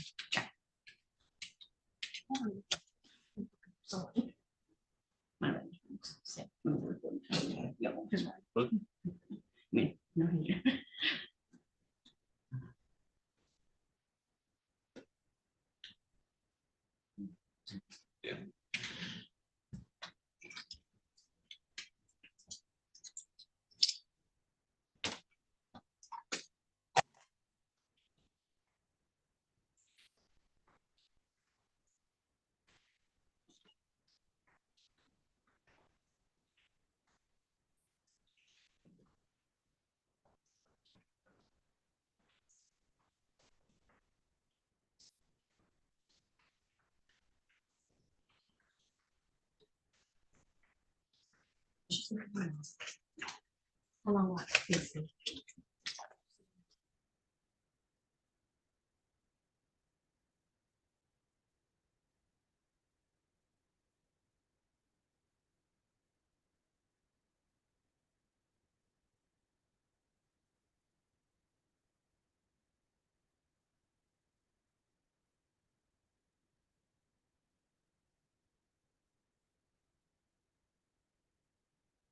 Flores.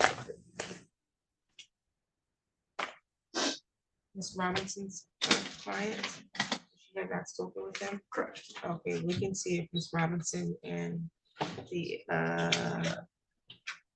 prosecutor on Thompson can appear. He's here. I can appear in Miss Lawton's stead. She had to go to a conference.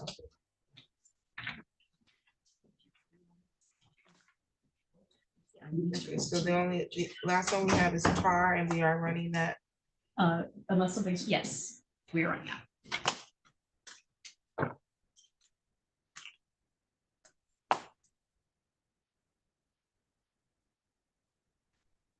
Are we ready to proceed now? Yes, we are. Okay, on the record in the matter of the people of the state of Michigan versus Megan Tar, file number 23-02871, council appearance. Assistant Prosecutor Pete Petrosky on behalf of the people. Good morning, Your Honor. For the record, Joseph Payne on behalf of the defendant. May I be allowed to step on the record? I'm sorry? Yeah, I'd be allowed to bring her in from the hallway. Okay, yeah. That's why I'm back here. Yep, she needs to come in. Yes.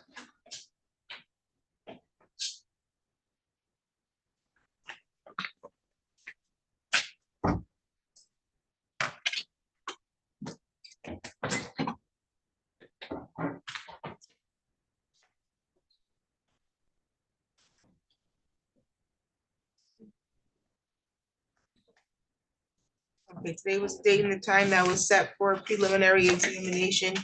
This is for count of terrorism, and we're ready to proceed with the examining preliminary matters. Nothing from the people.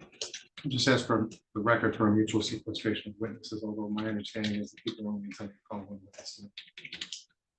That's people's intent. We have additional law enforcement witnesses if needed, but I anticipate it'll just be the one witness. Sequestration is granted. Please call your witness.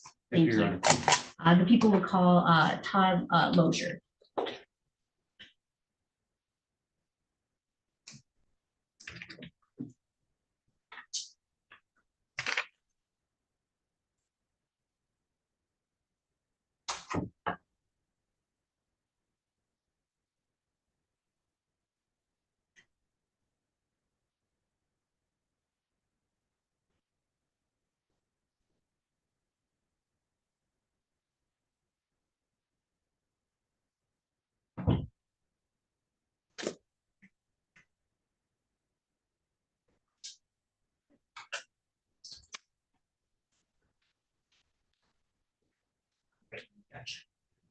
May I approach her? Okay, we're gonna go right over here. And raise your right hand.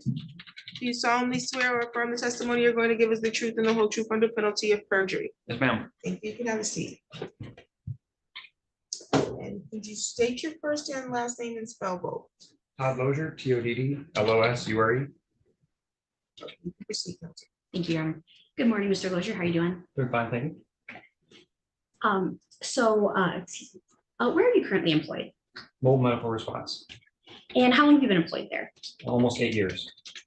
Were you employed there then on August 27th, 2023? Yes, ma'am. And were you working on that day? I was on shift. And what is your job, or what is your job title? I'm an emergency medical technician, EMT. And what do your duties include? Driving, patient care, patient assessment. And are you oftentimes at various hospitals in the area? Yes, ma'am, often. Were you at Sparrow Hospital on August 27th, 2023? Yes, And is, to the best of your knowledge, is that address 1215 East Michigan Avenue? it is. Is that in the city of Lansing, It is. Ingham County, Yep, state of Michigan? yes. So on that day, did you experience anything that was sort of out of the ordinary for, I guess, what's usual in your line of work? Several things. Which one are you referring to? I guess first, when you were outside of Sparrow Hospital, did you have an interaction with an individual with someone who with someone who had stated they had a gun? I did have an interaction with someone who stated they had a gun, yes.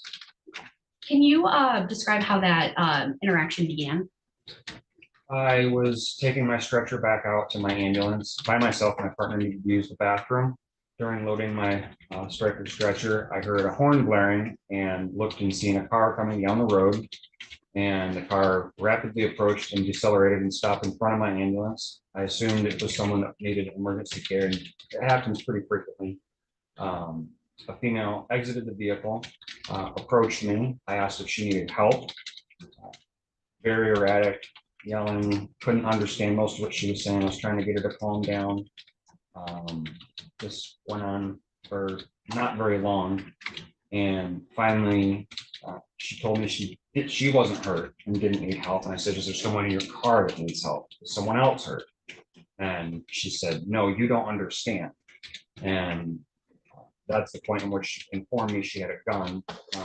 Part of the previous conversation when I was trying to ascertain if she was injured was she was telling me she was very upset with the hospital. She thought I worked for the hospital. I was upset the way she'd been treated by them or something to that effect. Gonna get even with all of us, and she was gonna get us, and made it very specifically clear to me that she wanted to clarify that I didn't understand that she had a gun and wanted to kill everyone in the ER Okay. of the hospital. And so when you're having that conversation with her, you said she was sort of acting erratically, but how can you describe her demeanor and how her demeanor? Very excited, screaming, yelling, obscenities, throwing her hands and arms around, to the point where it seemed like she was hurt or had somebody in her car that was seriously hurt. She was that upset. Very, very erratic, very hard to understand initially what she was even saying. But eventually, once you were able to clarify, she informed you that. And so, did she state that she was going to? Objection leading. The objection is leading. I wasn't, but I okay. If I could just ask the question, I was good. And sorry, now I lost my train of thought. Give me 2 seconds here. So when you were speaking with were you during this interaction, were you able to see her face? Yes. And would you recognize her if you saw her again? Yes, ma'am. Is she present in the courtroom today? Yes, ma'am. Could you point out where she's located in article of her clothing? Woman in the blue dress. Let the record reflect that the witnesses identified the defendant. Any objection to identification? Okay. Identification is noted. So when you were speaking with the defendant and she's behaving very erratically, were there specific statements that you remembered her saying to you? I'd prefer to avoid obscenities, but she was very, very vulgar about wanting to harm me, harm others. Stated she was going to get even with everyone. Everyone needs to die. It was very rambling and chaotic and hard to remember exactly. I was able to get her to calm down enough to actually communicate with me. And I do remember one exact phrase was, "You don't understand me. I have a gun." And at this point, I'm like, okay, she doesn't need help. And I said, just wait right here. I'm gonna go find someone to talk to that can help you. And I slowly and calmly went into the building to try not to alert her that I was going to get security. And luckily there was several police officers and security right inside the door. And I immediately informed them that there was a woman outside that stated she had a firearm and that we have an active shooter situation potentially, and that they need to activate the shooter protocol. And during this conversation with the defendant, did she specifically state how she was going to use the gun, or did she just say she had a gun, was going to use it? That she had a gun and was going to use it. Okay. And how did you understand what that, or what did you understand that to mean? I took it as a direct threat that she had a firearm and intended to use it on me and everyone else in the hospital. And to the best of your knowledge, did any sort of shooting event occur that day? No, ma'am. At Spur Hospital?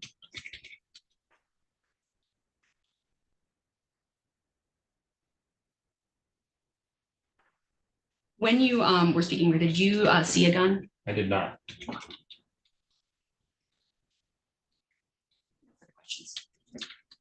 Okay. Oh, he has. Not quite yet. Sorry. Cross-examination. Thank you, Your Honor. After this incident happened, you were interviewed by a police officer? Yes, sir. Did you tell him the truth? Yes, sir. Did you tell him everything that you remembered? Yes, sir.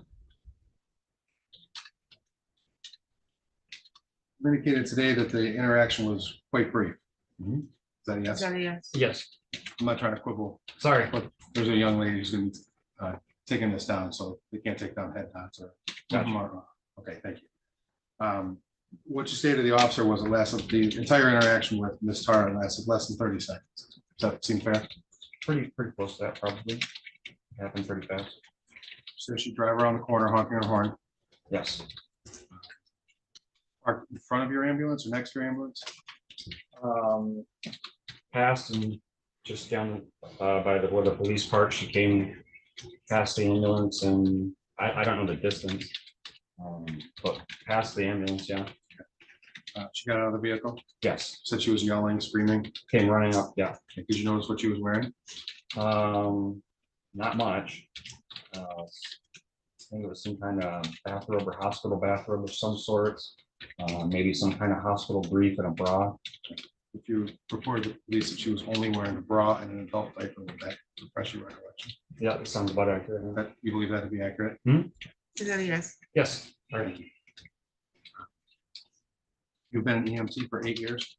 I worked at MMR as EMT for 8 years. I've been an EMT since 2012, 2015. So you've had occasion, I would imagine, to deal with patients dealing with mental health episodes? Yes.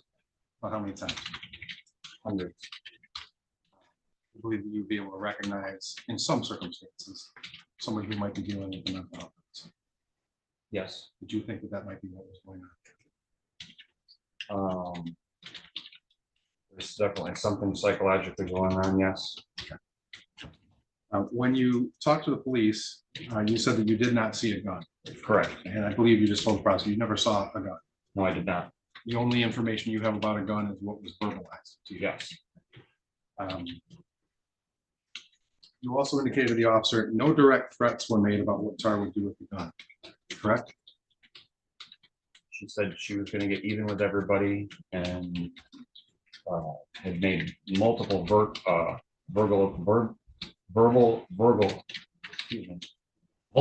verbal obscenities towards me and people that she had dealt with in the hospital. Okay. Let me interrupt you because I'm asking you specifically about what was said. You told the officer there were no direct threats about what she would do with the gun, but you felt the threat was implied based on her statements. Correct. Is that true? Yes.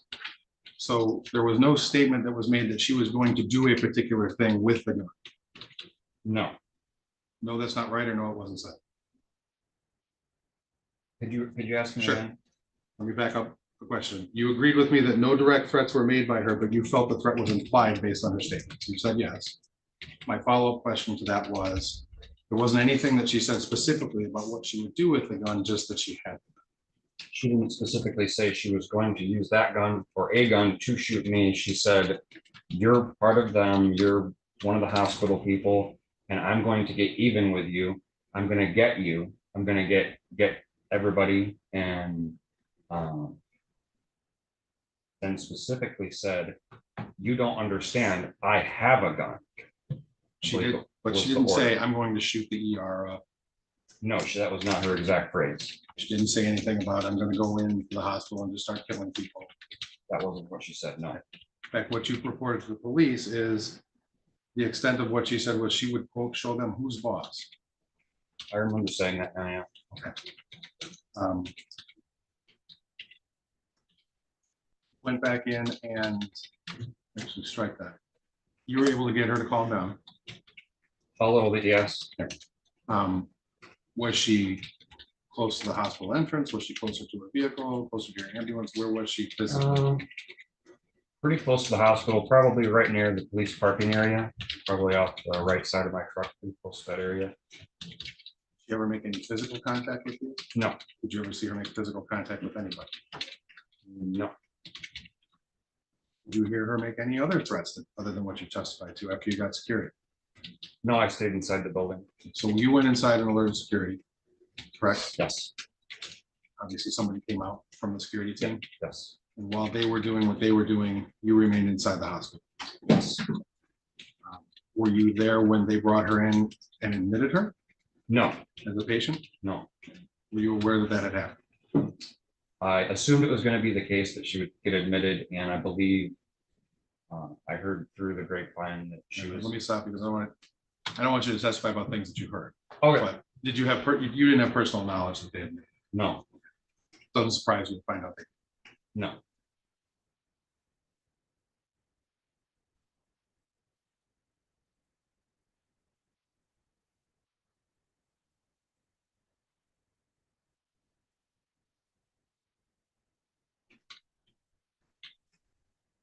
You said that you alerted security that there was an active shooter situation. Yes. What does an active shooter mean to you? A public threat with a firearm. Whether or not somebody's actually shooting? I didn't tell them that there was active shooting in progress. I said we have a potential active shooter situation. And if a woman has told me she has a gun, and they immediately went outside. And that was the extent of it. Again, you never saw the gun. Correct. You never heard shots from anybody. No. And the extent of your knowledge of whether there was or wasn't a gun is just what you were told. Correct. And based on that, you informed that there was a potential active shooter situation. Yes. Did you tell any of the police officers that? That there was a potential active shooter? There was several police officers and security guards standing directly inside the building when I entered. And I told all of them, I didn't speak to any one of them personally, like one-to-one. I told all of them that there's a potential active shooter and that there's a woman outside that said she has a gun. The police said the police were already on scene. Mm-hmm. Sure, yes. Yes, sir. This is in addition to the hospital security people. Yes. When people went out to speak to this individual, was it the hospital security, was it the police, or was it both, if you know? I believe all of the security for the hospital and the police went outside. You weren't present while they were doing whatever they were doing outside because you stayed in. No, I was not outside. I stayed inside. I have any more questions? Thank you.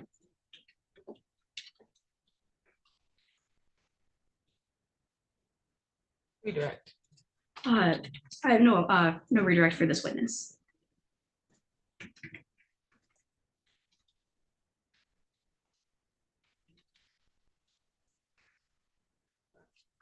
Which jury instruction are you relying Um, It's 38.4, Your Honor. yes, I believe specifically the 38.4A about the Communicating. Questions? There's two that apply to this statute, 38.4 and 38.4A. Correct. According to the complaint that was filed, she's charged consistently with language in 38. Not A.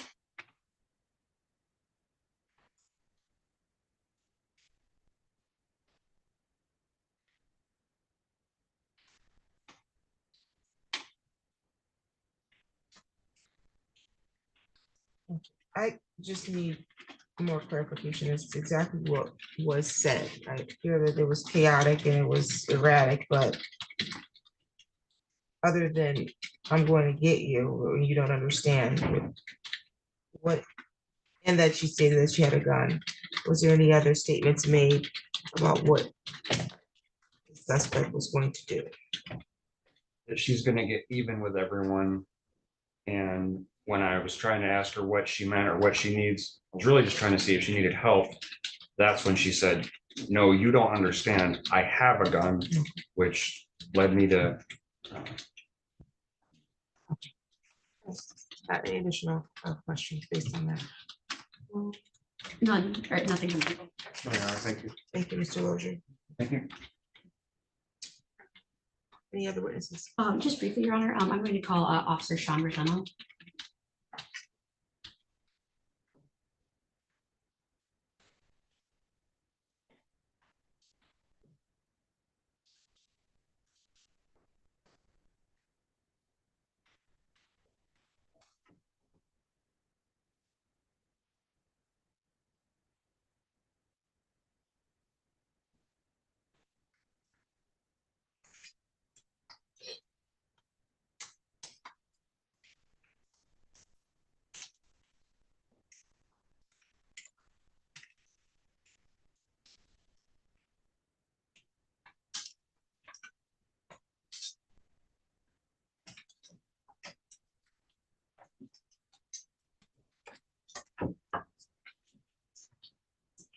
You solemnly swear or affirm the testimony you're going to give us the truth and the whole truth under penalty of perjury. Yes. Thank you. You can have a seat. Please state your first and last name and spell both. Sean, Sean, Rotuno, Rotunno. Thank you, Your Honor. Good morning, Officer Rotano. How are you? Good morning, how are you? Good. Where do you currently work? City of Lansing for the police department.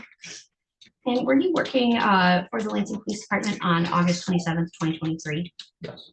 And on that date, were you dispatched to Sparrow Hospital? I was not dispatched there. Oh, were you at I Sparrow? was already at Sparrow. My mistake. And when you were there, did you respond to a threat made to the hospital? Yes. And what was your role in responding to that? So I was already in the hospital.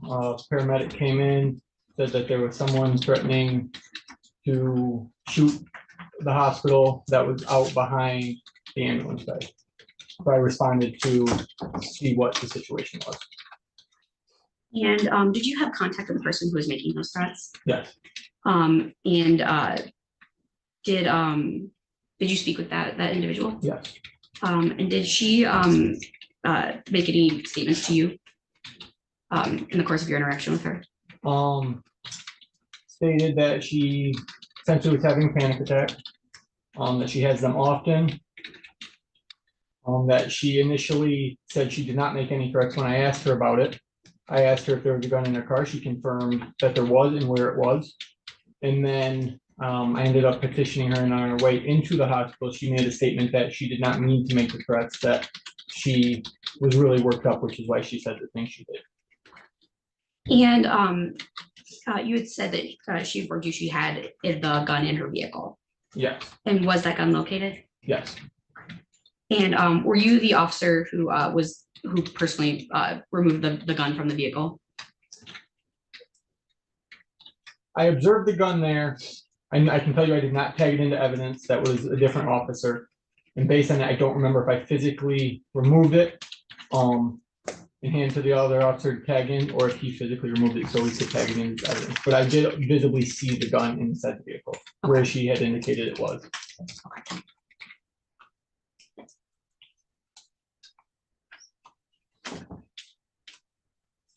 Did she express to you any ideas or opinions she might have had about the hospital or the hospital staff? Yes, I don't remember specifically, but generally it was over mistreatment about previous care that she, or an experience she had with the hospital. When she was discussing her previous mistreatment from the hospital, what was her demeanor? Definitely angry. Like I said, she was worked up and emotional. But I guess angry over again, the previous care, but it didn't really go into detail what that was, but. No further questions. Thank you.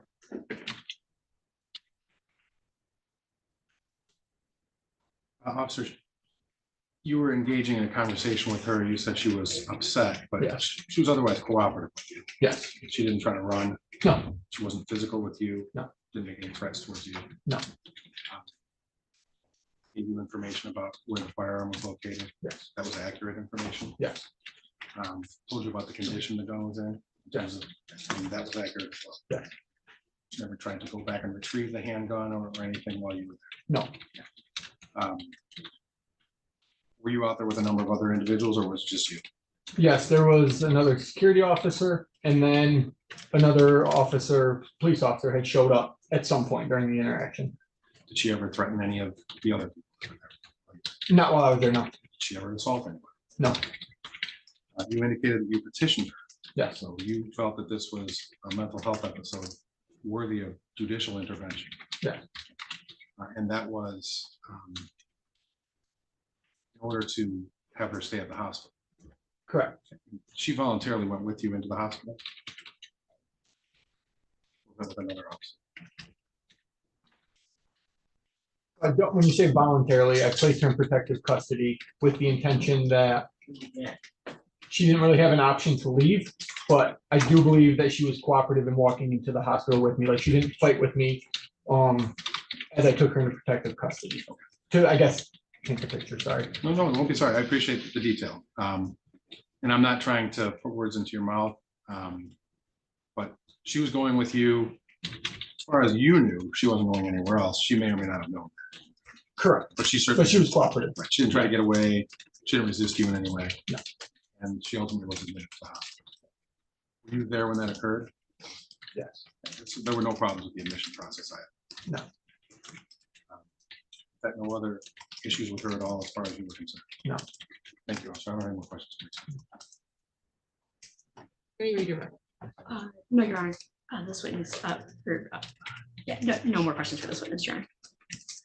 Okay. I thank you, Officer Vitano. There is a sequestration order, so you're not to discuss any portions of your testimony with any other witness, okay? Yes, Your Honor. Thank you. Any additional witnesses? No, Your Honor. That's all my witnesses today. Not for exam, Your Honor. Thank you.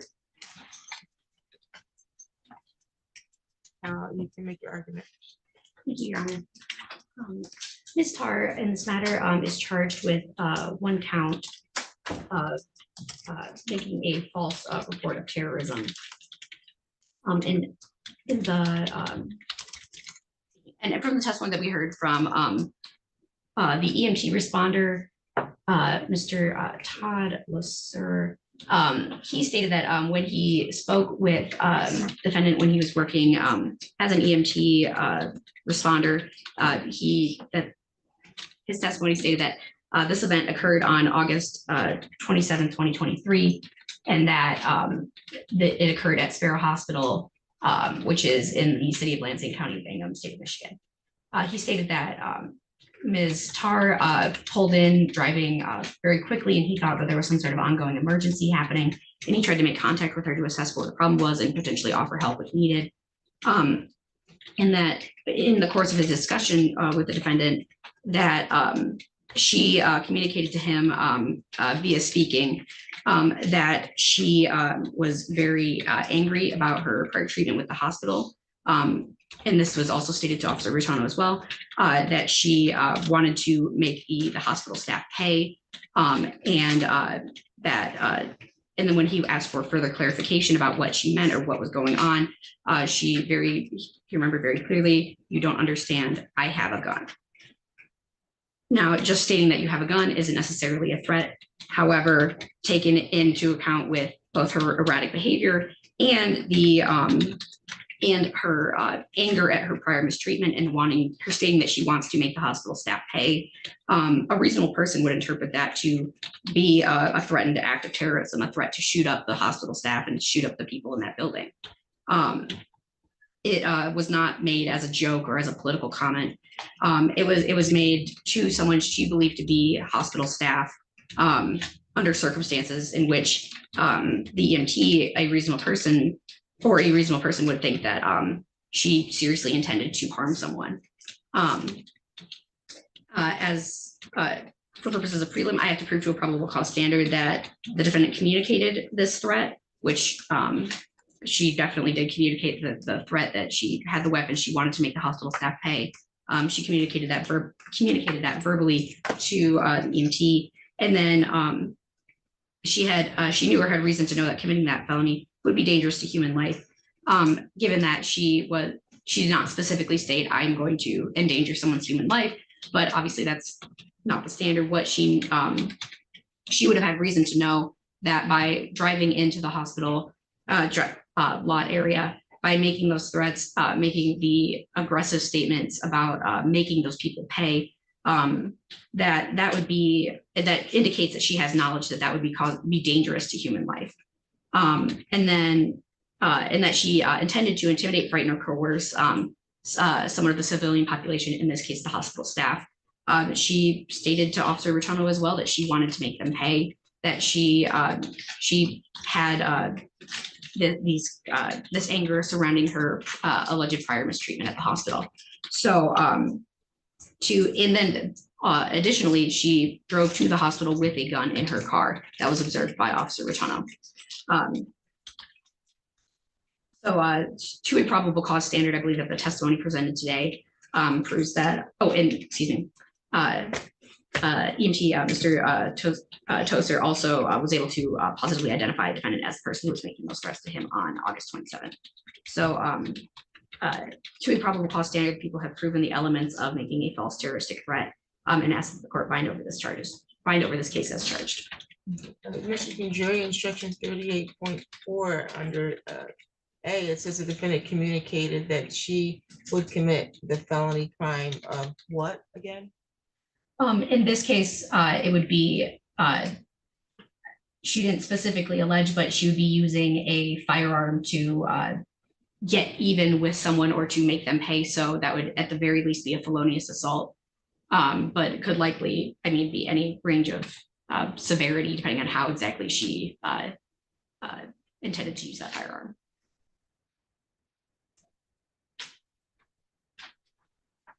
Says here in the jury instructions, an act of terrorism requires a violent felony. So you got to state a felony. It can't be a general thing. You got to tell me what it was.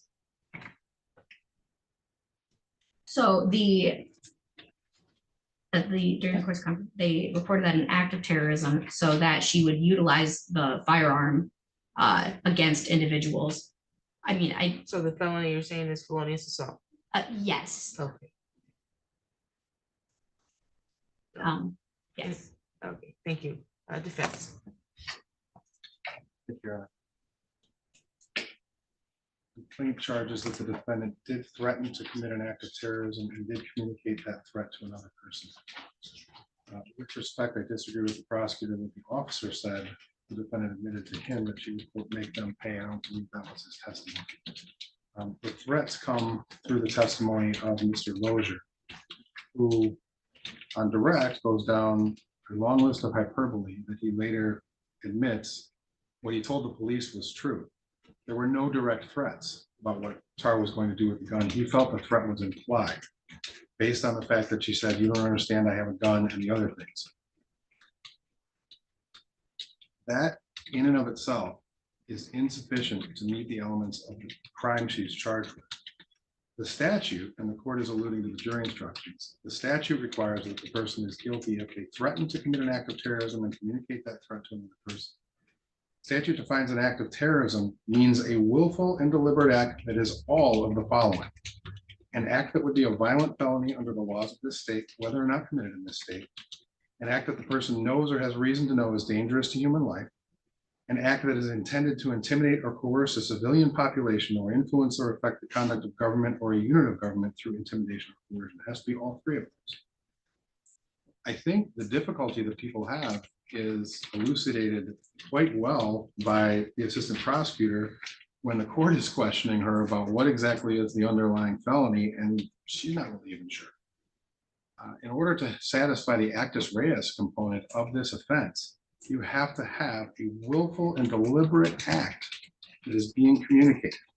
And when you have the substance of that testimony being supported only by an EMT who says no direct threats were made and he thought they were implied, you're putting any member of the public, and this defendant in particular, at the whim of his suppositions for a 20-year felony.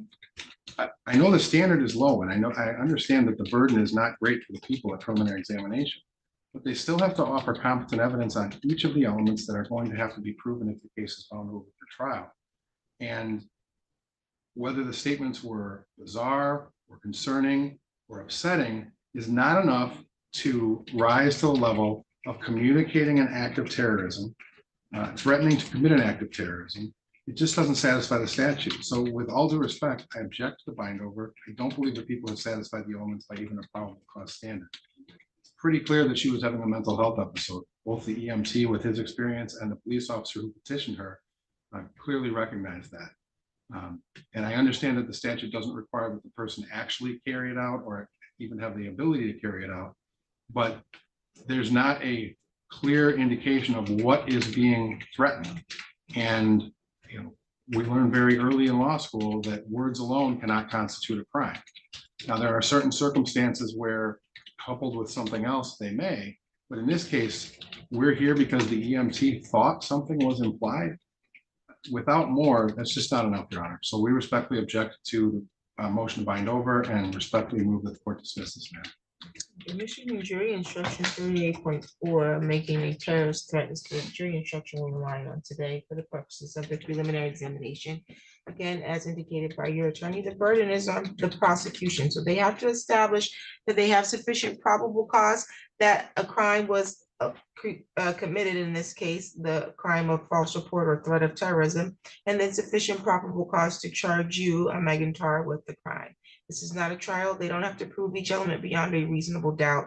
It's a very low burden. It's just more than mere suspicion is the burden of what they need to establish. And it can be established by circumstantial evidence. And today we had testimony of two witnesses, first being a Todd Lozier. He testified that on the date of August 27, 2023, he was present at the area of 1215 East Michigan Avenue, also known as Sparrow Hospital, which is in the city of Lansing, Ingham County, state of Michigan. That makes venue in the court appropriate. He indicated that he was doing some work with his stretcher ambulance when he heard a horn blowing and noticed a vehicle driving rapidly and stopped just in front of his ambulance.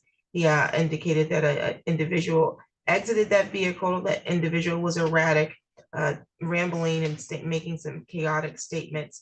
He believed that individual needed some assistance, so he was trying to ascertain how to render assistance, and asking that person, an individual that he later identified in the court today as being the defendant in the court, Megan Tarr. He stated that he couldn't recall what she was wearing. He thought she might be wearing some kind of hospital gown and hospital bottoms, but when his recollection was refreshed, it sounds like she was likely wearing a bra and an adult diaper. He indicated that she was exclaiming some very vulgar statements about wanting to harm all the people at the hospital. He's indicated, and the court specifically asked him a question about what was specifically stated, and the court had to ask that because he did make a statement on his direct, actually on his cross, that the defendant stated that she was going to get everyone back. He did state that there was no specific statement of what she would do, but that she indicated that she would get everyone back, that there was some issue regarding, she appeared to believe she had been mistreated and that she stated, "You don't understand, I have a gun." And so he said that he felt the threat was implied. The defense is arguing that there's been no specific statement of a threat in this particular incident. So if we look at the jury instruction, it says first, to prove this beyond a reasonable doubt, the prosecution would have to prove the defendant communicated that she would commit the felony crime. In this particular case, the prosecution has indicated that the felony would be that of a felonious assault. So use of a weapon in this case to assault individuals at the hospital is what's being alleged. Second, that the defendant knew or had reason to know that committing the felony would be dangerous to human life, meaning that committing the felony would cause a substantial likelihood of death or serious injury, or the felony involved a kidnapping. So in this particular case, the prosecution would allege that the defendant knew or had reason to know that the felony would be dangerous to human life. If you're threatening to get everyone back and stating that you have a gun, that you would implying that you would use it to get everybody at the hospital. Third, that by committing the felony, the defendant would intend to intimidate, frighten, or coerce a civilian population, or influence or affect the conduct of the government or a unit of the government through intimidation or coercion.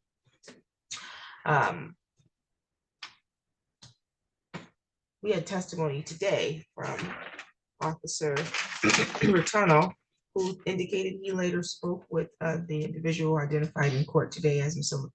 Magentar, and that she indicated that she was having a panic attack, that she confirmed that she did have a firearm and where the firearm was, that she didn't mean to make any threats, but that she was worked up at the time that any statements was made. The argument again of the defense is that there was no specific threats being made. If we look at it again at the jury instruction under the section before we get to what the prosecutor must prove, it says the defendant communicated with, in this particular incident, it would be Mr. Lozier, by speech, writing, gestures, or conduct. In this case, we have a circumstance that involved allegations that Ms. Tarr communicated by speech to Mr. Lozier. Second, that during the course of the communication, the defendant threatened to commit an act of terrorism. It specifically states here in the jury instruction, a threat does not have to be stated in any particular terms, but must express a warning of danger or harm. So she did not have to state, "I'm going to use my gun to shoot you all." It could just say, "I have a gun and I'm going to get you all back." And a reasonable person would infer that you're going to use the gun to get everyone back. So the court is satisfied that there's sufficient probable cause that count one, false report or threat of terrorism, that is satisfied, that will be bound over to the circuit court for a bind over date of May 22nd. You do not need to appear in court on May 22nd unless your attorney makes a motion for you to be rearranged at the circuit court. So without that motion, your next court date will be a pre-trial in the circuit court, okay? Okay, thank you, Your Honor. No problem. Thank you, Your Honor. Give me just a moment.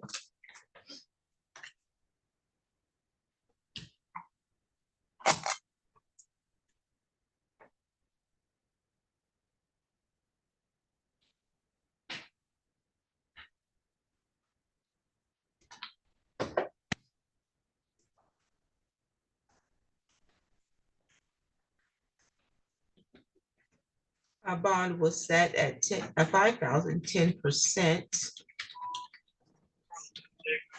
That will continue. Any additional matters for today's record? Nothing for the people. No, Your Honor, thank you. You're all set. Thank you, Your Honor. You're welcome.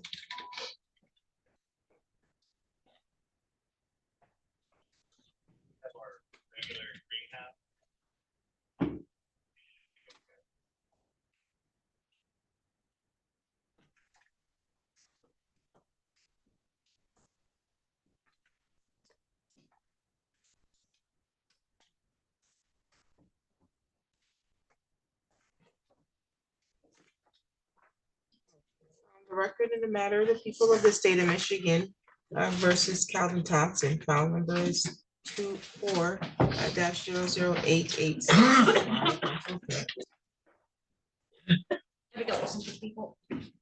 Karen Robinson, Assistant Public Defender for Mr. Thompson. Okay. Mr. Thompson, why were you late? Yeah, you said that last time. Oh, well, a long night with kids, my other kids and stuff. That's all it was. So I got two other kids. I'm here for. What's that got to do with you getting to court on time? Sorry, Your Honor. This is the second time in a row where you appeared late and you said that you mixed up because you overslept. I have a bench warrant here that I authored to have you remanded. If you're sitting in jail, who's supposed to take care of your kids?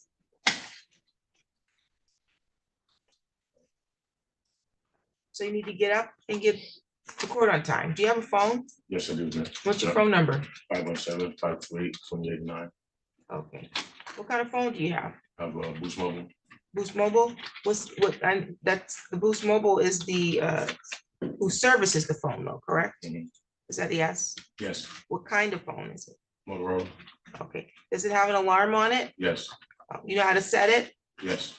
Okay, you should do that so you can get to court on time, so that your attorney doesn't have to wait around or come back and forth.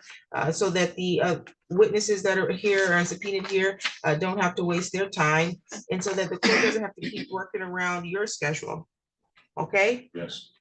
All right, this matter is scheduled to proceed to a preliminary examination. It says May 16th at 8:30 before Judge Flores. That's gonna continue. Correct, Your Honor. I believe so, Your Honor, yes. Okay.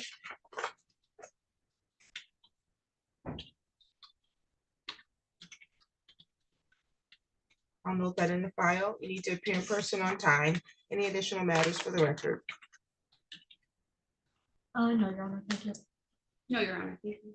Thank you. You're all set for today. Thank